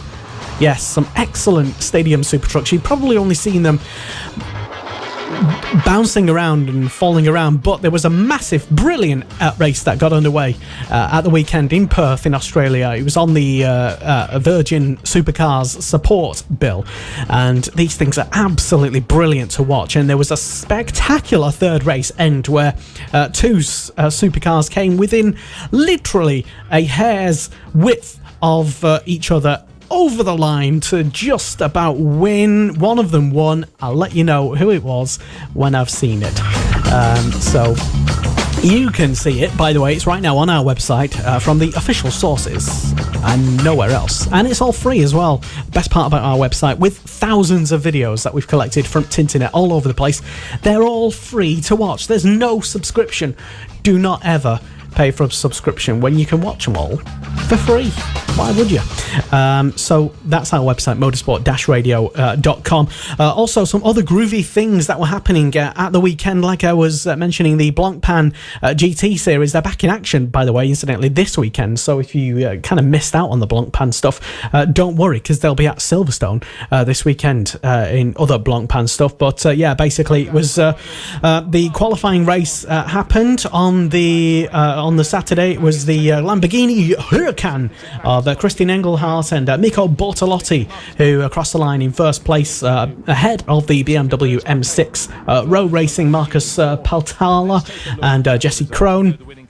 And yeah, that was just the qualifying race. Lots of incidents. I would say probably more incidents happening in the qualifying race than the main race after 40 laps of the old qualifying laps at Brands Hatch. And it was pretty interesting as well. Lewis Williamson and David Fuminelli, the first of the Silver Cup drivers on the podium. And we just interesting to see the podium as well. It's always interesting to sort of put faces to names and cars, more incidentally, because that's something I particularly struggle with. But race number 2, i.e. the main race on the Sunday afternoon, a valiant drive actually from right down in I think it was something like 20 odd position, something really, really far down. But anyway, it was another win by the Lamborghini Huracan, the GRT Grasser Racing Team. Kristin Engelhardt and Mirko Bortolotti crossing the line to take the win. It was Stuart Leonard and Robin Freins in the Team WRT Audi R8 LMS who finished 18.9 seconds behind the car number 17. And from way down, far. I forget the actual grid position, but actually it was Marcus Winkelhock and Will Stevens, the Audi car number 2 in the Belgian Audi club team, finishing on the podium. A sensational drive from the former F1 driver and Marcus Winkelhock as well, former DTM legend, well, current as well, just all-time DTM legend. I'm sure Alex Goldschmidt will agree with that. But Will Stevens on the podium for the main race. And also Michael Meadows finished in 8th place with his teammate Rafael Marciello. Some big names in this race, including Jake Dennis and Shotos finishing inside the top 10. Ben Barnicoat just outside in 11th place with his teammate Alvaro Parente and the Straka Racing car. It was Lewis Williamson. Remember him from a few years ago, former Red Bull rookie driver. He was racing with David Fuminelli, the young Italian. I don't know if he's so young anymore, but they were in 12th place. Big capacity grid, basically, and they pretty much all got through it, apart from, I would say, maybe a small handful of cars. But the final result after 41 laps. A brilliant result from Mirko Bortolotti and Kristin Engelhardt, and only about 6 DNFs. And that's not bad, to be honest. I was keeping my eye on Felix Sorellas and Daniel Juncadella personally, but that they were a DNF. And the podium, it was great to see Will Stevens on the podium, having started that race down in way down, outside the top 20 at least. And it was all kicking off at Brands Hatch, and great to see another fantastic Blancpain race at Brands Hatch at the weekend, and they will be at Silverstone this weekend racing again in the Blancpain Sprint series, which will be fantastic to watch. And I wish I was going, I really do, because I know James Collado, who was actually tuned in to this live stream, or he was earlier. He will be, I think, racing. I presume he'll be racing there anyway, and that'll be interesting to see how he gets on as well. And I'm really regretting not taking up an invite that I was invited to on the Monday involving a particular team's sim. I was invited down to London, but I can't make it, unfortunately. But enough about me and my depressing schedule, because right now online on Blower, please welcome to the show, making his Monday Motorsport debut, it's Alex Goldschmidt. Alex, hello. We can't hear you, Alex. He's talking away there. We can't even hear what he's saying. I'm talking away, and I haven't even hit my mute button. I hit my mute button before I've even started. That's very professional of me. Professional of you, yes. Well, funny enough, I actually have in my hands some timesheets, which includes the Blancpain Sprint series, because next week it's actually the endurance at Silverstone. Yeah, so no, because I just literally said the Sprint series was yesterday, and the GT thing is next week. Because everyone heard me say that. But coming on to what you said about Marcus Winkelhock and Will Stevens, they actually started, I think, in 11th place and made it on the podium. I got a press release from Will Stevens, his press guy. Hello, if you're tuned in. I'm sure he wasn't in 11th though, was it? Yeah, well, I mean, the thing is, it says row 6. To the emails. No, I'm sure it wasn't 11th. I'm I'm going to get the press release up anyway. All I'm going to say is timesheets I got on the day. Right. Date stamped and everything. Oh, were you there? There we go. Yes, I was there. Oh, right. I was there. I was actually there. We could have discussed this, Alex. I didn't really watch the Blancpain because that was not my actual main focus there. My main focus was, apart from keeping an eye on the DTM, which we'll be talking about very shortly, I was a guest of Writer Engineering, who were racing in the GT4 Open Northern Europe Cup in the impressively looking KTM Expo GT4, which...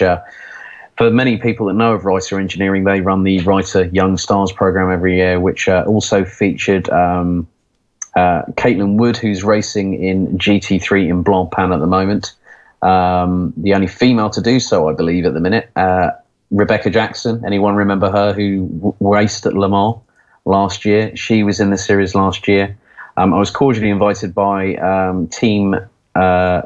True Racing, I think it was. I can't remember the exact team name, but a big thank you to Seb Scott for my invite, because I was doing a feature with them. Something very interesting coming soon, but I managed to speak to some of the drivers and even watched one of the races from the pit box. So a good day all in all. Yeah, that does sound like a pretty lucky day. I would have liked to have been there myself, to be honest. But I think you probably would have stamped my arm off for it, Lester. I was keeping a close eye. Incidentally, by the way, the GT4 Northern European Cup, I think it's called, is it? Or whatever it's called. Which is an international series, international series recognised by the FIA, of course. Yeah, and also you can watch it on our website, motorsport-radio.com, because it was streamed live on YouTube, and we just slapped it. We made it available, let's say, to people who might not have ordinarily have found it. So we're providing a service there. I noticed that Chase Owen, Formula 3 driver, who kind of teased us on this show last week about a GT announcement. Well, I say tease, he dropped a bombshell on me. He knows that I like breaking news, and he broke it on this show. And I couldn't figure out. I kind of guessed it might have been something Blancpain, but he was racing in that with his teammate, none other than Freddie Hunt. So that was not bad, and I think they finished. Well, they were racing as well, pretty high up at one stage. I think in the top 6 when I saw the stream happening, but I think they finished not too bad, like 10th or something like that. Well, I can actually tell you the results of where both Chase and Freddie actually qualified. Oh. And they qualified. Yeah, free practice 2, they were 17th. They then qualified 8th in the Brooks Speed International Motorsport Porsche Cayman CS MRGT4. And then race 1. Hang on, I've got all the reports here, so you can hear the paper. Yeah, you're full of. I actually came prepared as well. If we were going to talk about this, you always do, Alex. That's why we like you. Well, the 7 Ps. That's all I'm going to say, and I'm not going to mention it on this show, because if you know what the 7 Ps are, 2 of those words are preparation. But then, they where was it in the end? Well, Charlie Robertson actually was there as well in the Ginetta G55. Did he win the race? He won. He did win. They won. The Ginetta did the double. Ginetta did the double. So they finished 10th in race 2 as well. So pretty solid. I mean, Chase was very, very impressive. But we had a myriad of safety cars left, right, and centre. And funnily enough, I was with the Writer Engineering guys. They were as low as 16th at one point in race 2, and they timed the pit stop to perfection, left the first driver out right until the end of the window. And then I clocked on the screen the number 75 Porsche was stuck on the curb at Clearways, and I said to the team boss, I think we've got a safety car coming, and he's looked and he's gone, big smile all over his face. But yeah, it was a really, really good weekend. Met some great people, and hopefully there'll be a nice, interesting feature coming through in one of the publications I write for very, very soon. And I suppose I'll ask you about where we can consume your media. a bit later. But for now, though, Alex, we move swiftly on to talk about another of your specialist subjects, which is the German Touring Car Championship, which had its first round of the season yesterday at Hockenheim, or at the weekend at Hockenheim. At the weekend, yes. The Deutsche Turnwagen Masters kicked off the 2017 season with great aplomb in both dry and wet conditions. But there's been quite a few changes for 2017, Lester. And I'm not just talking the cars, I'm not just talking the drivers, I'm talking the DTM management as well. Ooh. Why, what's changed? The biggest news is that Hans-Werner Albrecht is out as chairman. The man replacing him is a man that used to play practical jokes on Ayrton Senna back at McLaren. It's Gerhard Berger. Oh, great. So you mean the same Gerhard Berger who was at the helm of Formula 3 when the British F3 Championship collapsed and he did nothing to help it? He's also ex-Scuderia Toro Rosso co-owner. He's also been in charge of BMW Motorsport as well. Gerhard Berger is the man in charge. People can actually see me rolling my eyes now. I forget we're not doing 100% radio. Well, that's the thing when you go live on a video feed, Lester, as we both very, very well know. But there's been some format changes for 2017. Both races are now 55 minutes in length with a mandatory pit stop plus one lap. Qualifying still is 20 minutes long. However, the top three can score points in qualifying. So it's 3 points for first, for pole position, 2 points for second, and 1 for third. Also, we still have 18 races. Big changes in terms of technical and sporting. Sporting, first of all, we have new safety car restart phases, which will be Indy style. So it's 2x2, and that was actually put into practice on the second race, which we'll come on to a bit later on. So it's 2x2 restarts, no tyre warmers, they've been outlawed, reduced pit crews for the tyre changes, so no more 3-second pit stops as well. The cars have gone under a huge technical revamp, more horsepower, less aerodynamics, a new DRS look. The cars also have softer tyres. The suspension has now been standardized across all 18 cars. So that's some of the big changes. The bigger changes, of course, are in the drivers. We now have 6 drivers per manufacturer. So it's a total of 18 cars on the grid. We have a couple of new additions to the Audi stable. René Rast and 2013 FIA-WC champion Loic Duval join Audi, who still will be fielding Matthias Ekstrom, Jamie Green, Mike Rockenfeller and Nico Müller. At BMW, it's still the same 2 guys, obviously following the departures of both Antonio Felix da Costa, who was racing at Brands at the weekend, Martin Tomczyk, who's over in the States now. So you have Marco Wittmann, the defending champion, Bruno Spengler, Timo Glock, Maxime Martin, Tom Blomqvist, and who's the other guy? I'm trying to remember now. All these names I'm trying to remember so many legends. So many of them. Mercedes-Benz, we have a returnee. Maro Engel comes back for the first time after 5 years, and Adel Mortara is now back in the fold, back now at the 3-pointed start with Mercedes. So we still have Robert Wickens, Gary Paffett, Paul di Resta, and Lucas Auer joining those 2 at Mercedes. But yeah, it really was interesting to see how the first weekend kicked off, and Mercedes started dominating from the word go as soon as we hit first practice. Wow, what happened? Well, effectively, Mercedes have been showing really, really good pace in the off-season, racked up the most mileage, and we found that it was Paul di Resta that actually took the lead in the initial time settings at Hockenheim. I mean, the 4.574 kilometre circuit is one of those iconic ones. Really, really goes well. It was... I'm just trying to get the results up at the moment for you. So for anyone that actually wants to check out the DTM, it's at DTM.com. You can follow them at DTM on Twitter. But also DTM is now streaming live Facebook videos of all the races. Yes. So it is no longer geo-blocked via YouTube. You can actually go directly to Facebook. So we don't have to spend tons of money on... All the rest of it. Yeah. Sorry, go on. If you do want to spend some money, you have to go to BT Sport. Yeah, so I don't... No, not do that. But initial times were around the 132s, with the top 5 being separated, I think, by about half a second. And it was Paul di Resta leading a Mercedes 1-2 with 2005 champion Gary Paffett ahead of Mike Rockenfeller, who took the title back in 2013. Jamie Green and Lucas Sauer rounded out the top 5. The only person that didn't set a time in free practice 1 was Maxime Martin. The other guy that I was trying to remember, Augusto Farfus.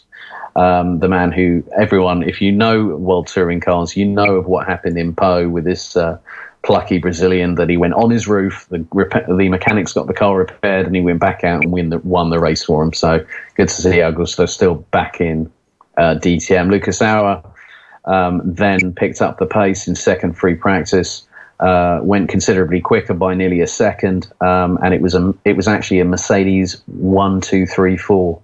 Our led from Di Resta. Mortara did a pretty good job in third, ahead of Robert Wickens, with the next best driver in fifth was Nico Müller. You might remember this guy from World Series by Renault, racing alongside the likes of Kevin Magnussen, currently in Formula 1. Alex, I have to ask, because we're hearing like some crazy noise in the background. What is that? Crazy noise? Yeah, it just There's sounds no like, crazy noise I in the don't know, it background. sounds like a parrot squealing or something. I don't know. I don't know. I can't hear anything. It's definitely not me. I don't think. But no. Well, I don't know. It might be my internet connection. I'm not too sure. Oh, but the room's actually quite barren, so it could be the echo that's happening in here as well. But it was Lucas Sauer that took the first pole position under the new regs as well.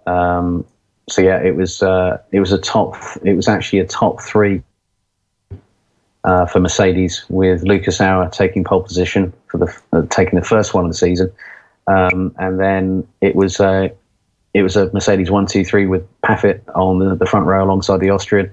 Mortara was alongside Timo Glock. Maxime Martin came back from his first practice issues to fifth, ahead of Paul di Resta. Mauro Engel put it in the top 10 for his first qualifying session back after 5 years, in seventh, ahead of Nico Müller, with Tom Blomqvist and Robert Wickens completing the top 10. But the person that nearly got caught out by the new regulations very early on was Matthias Ekstrom, who was doing double duty in World RX and DTM this weekend. Oh, yes. He came out of turn 3 on his warm-up lap and nearly flat-spotted all four tyres and nearly hit the wall in the process. But still, it wasn't a great run for him. He ended up qualifying 17th ahead of Loic Duval.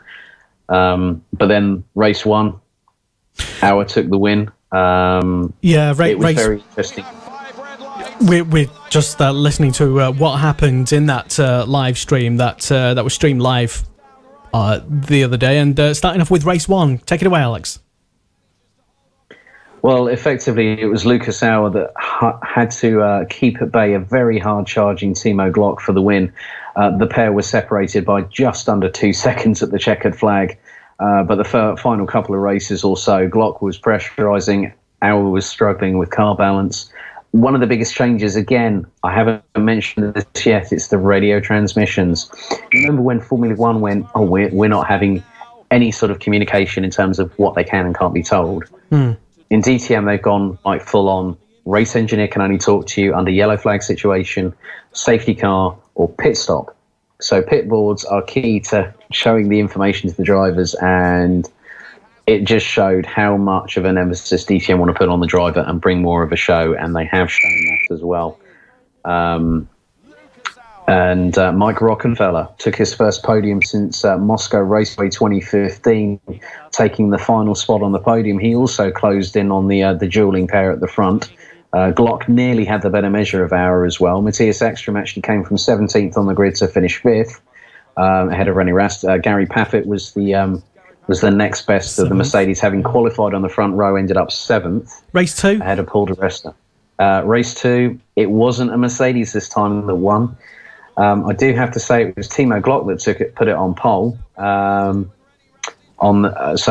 The yellow beast, as he calls it, was ahead of René Rast. René Rast put it on his first race as a full-time DTM driver, put it on the front row, ahead of Green and Mortara. Rockenfeller and Sprengler were on row 3 ahead of Paffett and Auer, and Engel and Ekstrom completed the top 10 in qualifying. But we had a very, very dramatic second race, so I've got to go into a bit more detail here, Lester. Yeah, it was Jamie Green that... Go on. Yeah, it always does when the rain comes in with Hockenheim. We found that it was Jamie Green that took the win, having won from Gary Paffett, who took a welcome podium. He did pick up one last year, but there was quite a few incidents going off at the first turn, or the Nord curve. It's one of the most difficult, challenging corners for the DTM drivers, because you normally see cars going wide, and there was a coming together between Nico Müller, Lloyd Duval and Robert Wickens, and Robert Wickens' Mercedes ended up spearing, the rear of his Mercedes ended up spearing into the barrier, bringing out the safety car. So we got our first taste of an Indy-style restart, which had the cars going 5 wide down the straight. Jamie Green got a 5-second penalty for an incorrect restart procedure. Lloyd Duval retired on lap 7, I believe, after the contact with Wickens, but Nico Müller was able to carry on and finish 5th. René Rast actually also retired as well. So your top 10 for race 2 was Jamie Green, Gary Paffett, Marco Wittmann, defending champion, in 3rd ahead of Lucas Auer, who is the current championship leader, heading over to the Lausitzring in a couple of weeks' time. Nico Müller finished 5th, Paul di Resta, Mike Rockenfeller, Timo Glock, Bruno Spengler and Mauro Engel completed the top 10, and it was actually Mauro Engel's first points under the new regulations and under the new DTM side of things. So it's going to be a very, very interesting dynamic how the drivers will cope when they go to the Euro Speedway Lausitzring in 2 weeks' time. Really, really good to see the championship back up and running again, Leicester. It's one of the longest off seasons, second only to IndyCar. But when they come back with the roar, and they definitely came back with bang this time.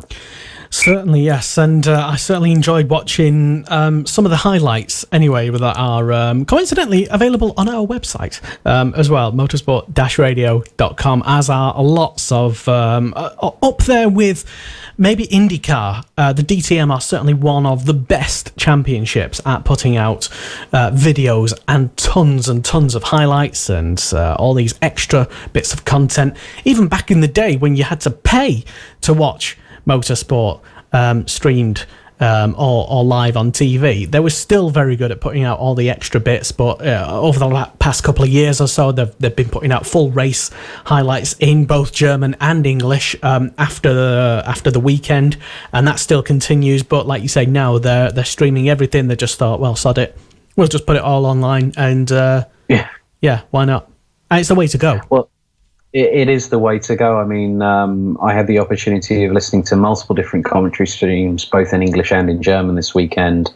Pascal Wehrlein made an appearance in the commentary box. Ex-DTM driver from last year, Maximilian Goetz, who races in ADAC GT Masters, was also in there. Mick Schumacher as well. And in the English commentary side, I got the biggest surprise when I heard this announcement on Thursday last week. Alexander Toril, from Spain, who was racing the Porsche Carrera Cup Deutschland, made his English-speaking commentary debut. Just remind everyone else, not me, of course, because I know who he is, but just remind everyone else who that is. Well, Alex Toril is a very, very good Spanish driver. Been following him for a number of years. He was in the Porsche Carrera Cup Deutschland, which is the support series, one of the many support series for the DTM, which includes the Audi Sport TT Cup, the FIA Formula 3 European Championship this weekend. The FIA F3 European Championship were not competing, so it was the turn of the FIA World RX Championship. It's a championship where I've also seen the late Sean Edwards compete as well. And Sean, I remember seeing him race at Zandvoort just I think it was a few weeks before his passing in that unfortunate incident. And I still remember him literally just kicking backside and just taking names, just overtaking people like it was going out of fashion. And he knew where to put that Porsche. So Alex is a really good guy. I've met him a couple of times. And he's excited to do a bit of commentary. So it's nice to have a racing driver insight. And there were he made me laugh a few times as well. So muchas gracias, Alex. So yeah, hopefully hearing him on the mic a bit later on this year. So yeah, but coming on to the championship standings for the drivers, which is the main talking point in DTM. Of course, they have 3 titles to decide, Lester, the drivers, the teams, and the manufacturers. But it's Lucas Auer leading the way with 40 points. 14 ahead of Gary Paffett and Jamie Green. In terms of results, it means that Gary's in second place because he got a 7th in race 1, whereas Jamie finished 18th and dead last. Timo Glock's in 4th ahead of Mike Rockenfeller. Defending champion Marco Wittmann is in 6th ahead of Edo Mortara. In 7th, Nico Müller and Paul Di Resta are tied on points, 8th equal. And completing the top 10 at the moment is René Rast, with the only drivers not to have scored this season so far, even though we're 2 races in, is Maxime Martin, Augusto Farfus, Loic Duval, Tom Blomqvist and Robert Wickens. The latter pair had a pretty dismal weekend all round because Wickens was involved in 2 incidents, and the second one, the first one was when Blomqvist, Müller and Wickens were actually squabbling over 6th place, and Wickens just literally had nowhere to go and got a drive-through penalty, as did Jamie Green as well. So yeah, next stop for the DTM, it is the Euro Speedway Lausitzring for the Motorsport Festival. It's one of the biggest motorsport festivals in Germany. They have the IDM Superbikes, they have the ADAC GT Masters, the ADAC Formula 4 Championship, where Mick Schumacher and Joey Mawson, who have now graduated into FIA F3 Europe this year, were competing last season.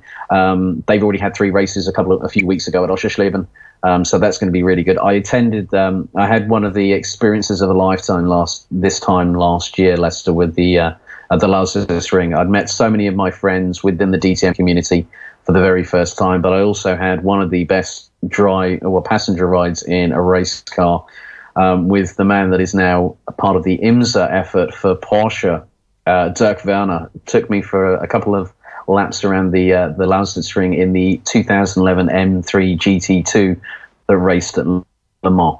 That's not bad at all. So yeah. Wow.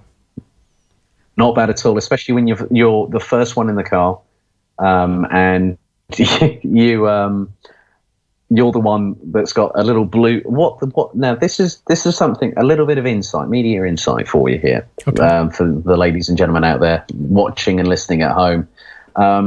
If you're a media personnel and you get a DTM taxi ride, always take up the opportunity, because it's one of the best things to do. But imagine this: you're a media representative, you get put into a car by BMW, you put the full race helmet on, the hands device, the Puma livery, BMW Motorsport overalls, you think, yeah, you look cool, and then they stick a little blue tag on one of your shoulders. That means that the driver knows your media, so they put the toe down good and proper. So I actually said to Dirk Werner in the car, I said, Dirk, look, mate, just scare the bejesus out of me as much as you like. I'm really looking forward to it. And he did. Full bore the minute we got out of pit lane for 2 laps. Even went a bit sideways coming out of turn 5. But, it's one of those experiences I will never forget. Wow, I can sort of picture it in my mind. And you're very lucky, I think. I'm thinking what the hell I need to do to be able to get a passenger ride, as amazing as that. Well, it's make friends in the right places, and also be in the right place at the right time, and ask when the time is right. That's all I can say to everybody out there. Yeah. If you get an opportunity. So those simple things, just be media, be in the right place at the right time, and make friends with everyone. And ask the right questions, yeah. And if you succeed in doing always so, the way there. Yeah. Mm-hmm. Exactly. Then you're Alex. So, but excellent to have your insight on how it was to be scared, having what sounds like one of the best passenger rides available, that money cannot buy. I don't know. It is completely priceless. You can't put a price on that, and also the caliber of driver behind the wheel. But one of the biggest things is that for those that, we've talked IndyCar. You were talking to Rachael a bit earlier on. We were talking IndyCar, and there's a guy that had a severe accident at turn 1 of the Lausitzring Oval, Mr. Alessandro Zanardi. And when I really realised where I was, what corner we're heading into, even though it was part of the infield, I realised and I thought, that's where Alex had his crash all those years ago. Yeah. And I was just like, whoa. The gravitas of the situation hits you. So yeah, it was one of those experiences I'll never forget, but also enlightened me in ways I couldn't possibly imagine. I bet it did, certainly. It sounds like a fantastic experience that you had. Yeah, it definitely was, Lester. Yeah, certainly. Thank you for coming on today and talking about DTM and a bit of Blancpain. Incidentally, by the way, I did retrieve my piece of information that I mentioned earlier regarding Will Stevens.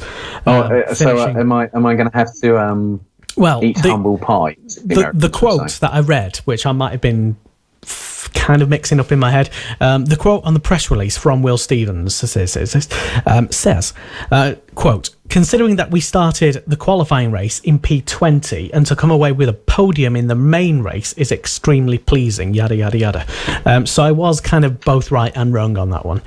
He did start in P20, but in the qualifying race, and he ended up because they run the qualifying race on the Sunday morning, and then they run they ran it early afternoon, and then the main race goes on and it's like 4:00. Yeah, so that's that. But yeah, I just wanted to clear that up because it was bugging me. Anyway, I think it was for the pair of us as well. So at least we both had some closure. Exactly. One final thing I want to get to is to talk briefly about this weekend's Formula One. And before we do that, I'm going to actually have someone explain who knows a bit about the Spanish F1 track, about what it's like to win at the Spanish F1 track. It is Max Verstappen.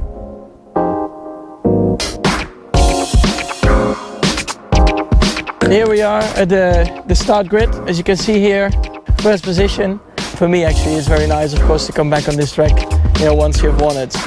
And then, going to turn 1, that's where all the action starts. Yeah, so here, roughly you're arriving around 330 kilometers an hour. And then the most important thing here is just, try to stop the car as hard as you can. Try to be as close as to the inside curb. As you can see, it's not a very high curb, so you can take a little bit of it.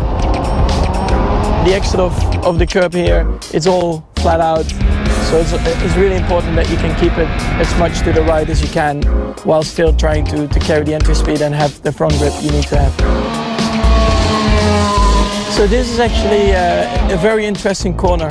Turn 4 is actually never a perfect corner, because if you start to balance the car around this corner, everything else on the track is very difficult.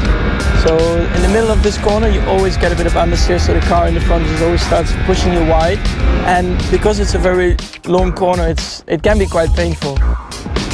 So after coming from turn 5, you go here, braking into turn 7, and then here is actually a very interesting corner. You try to be as close to the inside curb, and then afterwards the track actually drops away from you. So normally you always, you lose the car in the rear because it always wants to slide. But as you can see, they added like an exit curb, a bigger curb, so you have to be back already before that, and that makes it sometimes quite difficult. Yeah, so here we are in turn 9. I think this is actually, for a driver, I think it's the most exciting corner. I mean, now with the new cars, it's actually flat, so that's always very enjoyable. It's a bit of a blind corner as well, so you have to practice a lot, to find your entry turn-in moment, I would say. Yeah, so here we are in turn 10. You try not to front lock into the corner because there's a hard stop and then a very sharp left-hander. This is a very crucial moment. I mean, it's very low speed, but if you can gain just 1 extra meter to turn the car faster, it's a lot of lap time. Turn 13 is actually a very important corner, because if you miss that one, you will also have a bad chicane, which is actually very tricky. I mean, now the cars are a bit wider as well. The most important thing, like I said, is keep it to the left, and then you can power through the right-hander and then use all the curbs. Yes, so then coming out of the last corner, it brings back some very good memories for me. And then you just pull over to the right, you see all the the whole team actually just hanging over the pit wall and celebrating. So that was actually a special moment, and so it's always good to do laps here around Barcelona. Courtesy of Red Bull Racing. Thank you very much for that, Mr. Verstappen. Yes, face for radio as ever. Oh, no, don't be cruel. I can... Who am I to talk? Jesus. But yeah, that was an interesting insight into his track walk, I suppose. And as you heard there, that was... and as we remember, of course, last year he got his debut Formula One win. I remember it because I was in his home country at the time, at the Zandvoort Media Room, watching the race. Yes, with a load of Max's fellow countrymen, press members, and the whole place erupted like the Netherlands had just won the World Cup final. Especially when Nico and Lewis had that little thing together and took each other off. But that was one particular memory that I will never forget. Anyway, just briefly then, Alex, before we have to go, because I realise people have to go to bed and such, and including yourself. But championship going into the Spanish Grand Prix weekend this weekend. It's Sebastian Vettel in the Ferrari with 86 points. Then it's Hamilton in second, only on 73 points. What's happened to Hamilton? Is he turning into a Jason Plato? Ooh, maybe. 10 points behind him. Oh, that's a low blow and a half there. Well, they're both very successful. What, you can read what you like into that. That's all I meant. Jeez. Valtteri Bottas in third place in the championship, coming into the Spanish round with 73 points. And Kimi Räikkönen, he definitely is more of a Jason Plato, isn't he? He was, he's... I think Jason Plato was probably better than Kimi Räikkönen, to be honest. Well, yeah, I mean, when you consider the amount of wins that Jason has had in his BTCC career, and then you look at what Kimi's achieved in Formula One, okay, yes, he's won one title, went off to World Rally for a couple of years, came back, decided to have the old infamous Magnum and Coke when he decided to get out of the car. I think it was Malaysia, if I remember correctly. Yeah, Malaysia 09, I think.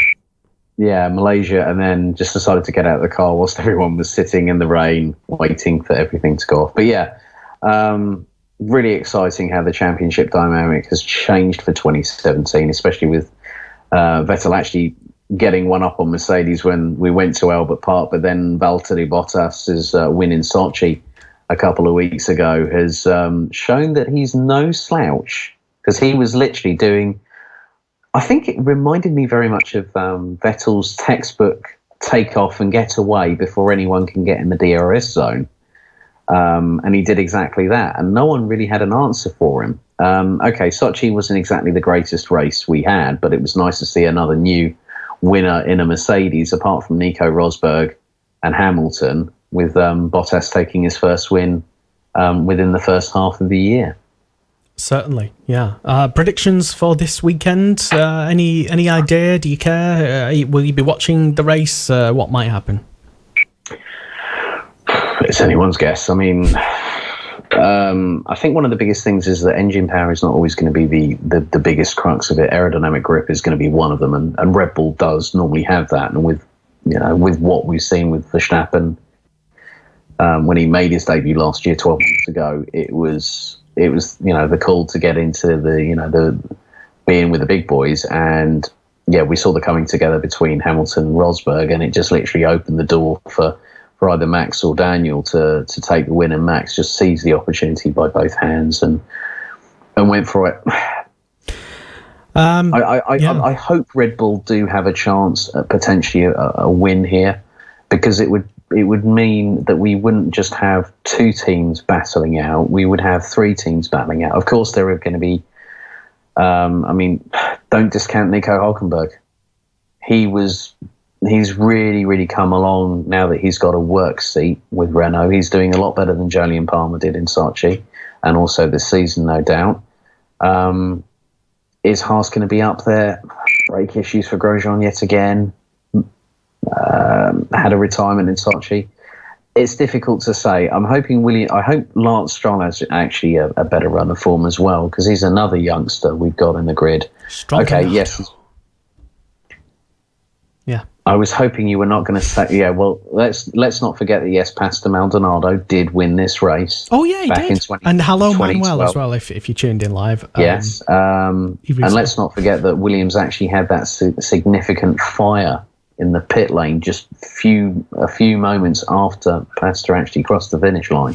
Who can forget? Certainly not... Yeah, but predictions-wise, I don't want to do any predictions, and I'll tell you for why. The fact that the championship's been more open now than it has been since Mercedes started dominating the hybrid era, it's nice to see something a bit more refreshing with a prancing horse mainly on the top step this year. Are you sure, Alex? Because all I ever read on Facebook and the Twitter is that F1 is boring and dead predictable nowadays, and it should be more like it was when Nigel Mansell, Ayrton Senna were there. Well, I hark back to those days just as much as anybody else, Lester, but we have to realise that, yes, the technology is different, the driving styles are different, the characters we've got in Formula 1 are very different, but I think the fact that Mercedes are not dominating is a good thing for Formula 1. I would agree with that. As for predictions, since I've asked you, I would probably say if I was to put money on it, I would put a cautious 50p on Vettel. Big spender. I'll probably do the same. I'll probably do the same myself. Yeah, but there again, it could be Hamilton. But there again, it could be anyone. Like you said, could be any one of 4 drivers. Or maybe 5 if you include Max. I don't see him repeating that victory, to be honest. I don't see teammates taking each other out because Vettel will be nowhere near Raikkonen or vice versa. Bottas, maybe, but to be honest, I think Mercedes are still paying Hamilton the money where they will probably say, Valtteri, get out of the way. He's our number 1 driver, even though they always say, no, let them both race. They will avoid what happened. Oh, they have a code word for it. I think I don't know. But they won't be a coming together. Is the code word the sound of Toto Wolff actually hitting a table? Maybe, yeah. That could be it. But yeah, certainly I will say Vettel for the win. And championship-wise, I think leaving the Spanish Grand Prix weekend, I think it'll be Vettel who will extend his lead in the championship. So that will be very interesting, especially for the driver who only looked into all those championships because he was in the best car. And that, as we know, Alex, that's not how you win championships, being in the best car with the best team and the best setup and the best mechanics, is it? No, it's all about consistency is the key to winning any kind of championship. I've seen it in DTM. It's no different in Formula 1. Well, I'll leave Formula 1 aside, brush it aside, because, it's going to be on, and Sky Sports F1 will talk the life and death out of it and interview everybody about everything all the time. We'll have like 27 interviews by Hamilton before even qualifying starts, all the Horner interviews, as we know. I'm kind of suggesting that they kind of overdo it a little bit now. It's great what they do, but it's kind of a bit too much. It's a bit overkill, considering that not much happens. I'd like them to focus just... you know what I really miss? The old ITV F1 days, where they just come on air 45 minutes before the race, boom, get everything done in that time, and not mess about, go straight into the race, boom.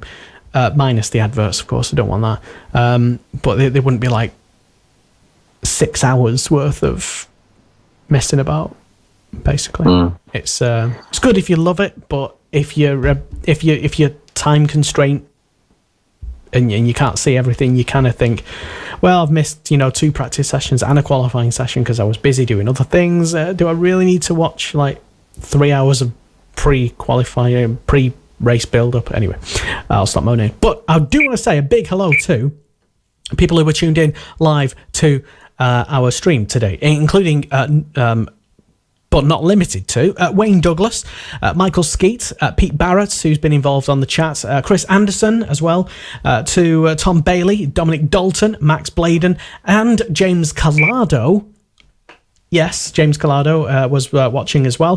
Kiko Alexander Giles as well. Hello. Chris Cake, James Paul, and Barry Hudson, Ricky Singh, Mohammed Hussein, and Andy Skinner, Chris Morley, and to everybody else who's tuned in, albeit for probably a couple of seconds each.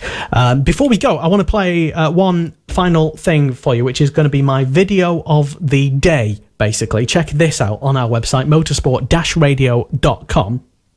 And the video of the day comes from F1 Fan 0001 on YouTube, and it's of the MG Car Club, a video he took of him standing in the stands.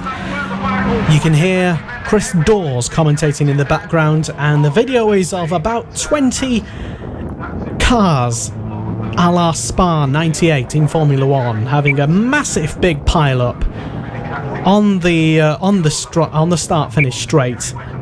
Race was red flagged, and the voice and sound of Mark Werrell co-commentating in the background. But yeah, it was one of those sorts of things that you don't usually sort of see, in that it is very kind of unusual, rare, and kind of shocking as well. I don't think that view that F1 Fan 0001 on YouTube had does it justice, to be honest, because maybe from a professional camera point of view it would probably be a lot more shocking, but even so, thank you very much for taking it.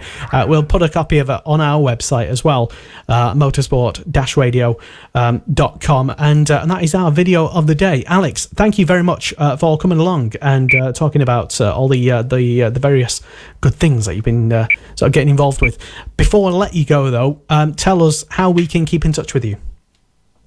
Well, I do have to say, reference this MG trophy crash. I was actually there at the site, right. And I do have a different angle. Oh, well, of the incident, so I will be forwarding that on to you. Oh, you've actually got a video of it? I have actually got a video of it. Right. I was actually in the media centre at the time, and I saw which two cars were involved, and then two. Do you mean like 12? Ensues, yeah. It was two cars that started it all off, one throwing it up the inside into paddock, and then the other one got T-boned, and all hell broke loose. Well, I will be sending that over to Mr. Forbes very, very shortly.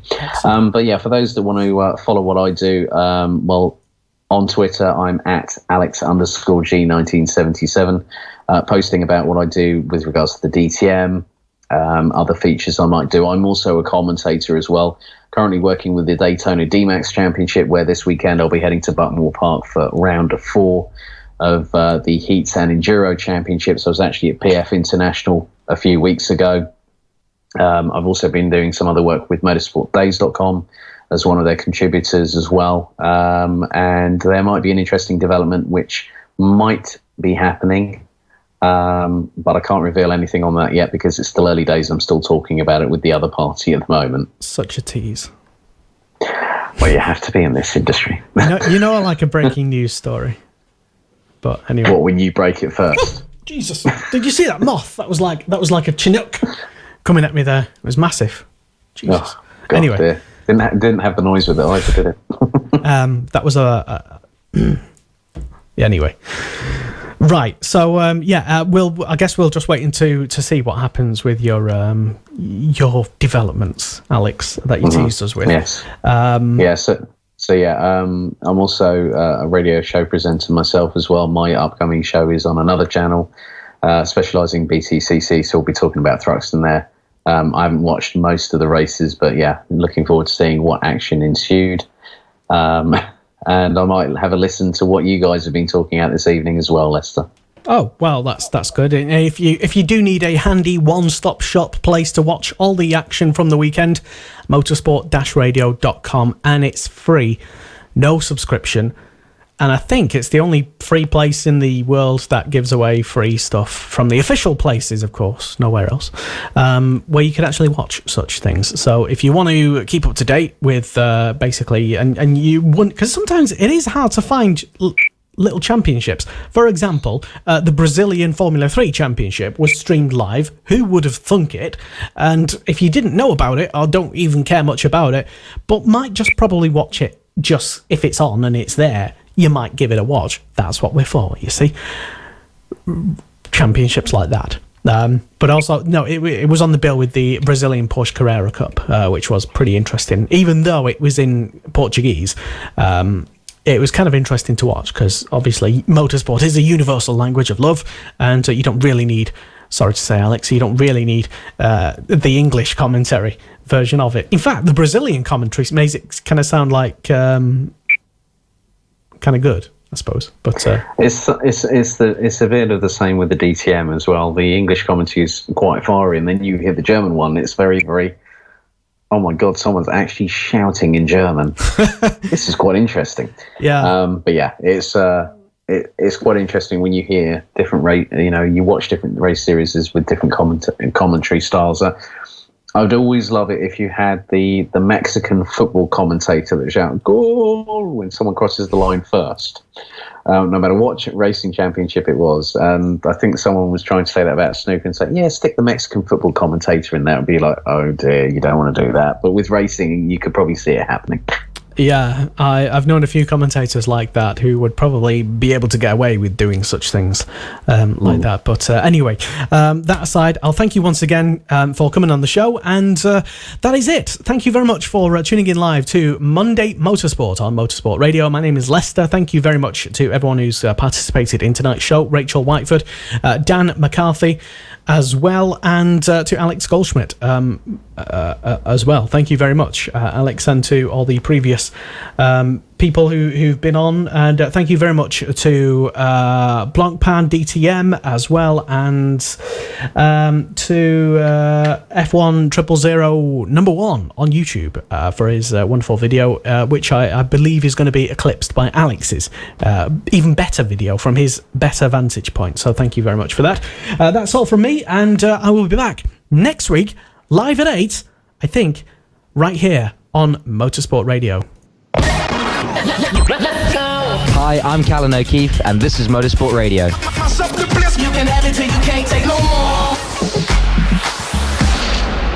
This is Monday Motorsport with Lester Forbes on Motorsport Radio.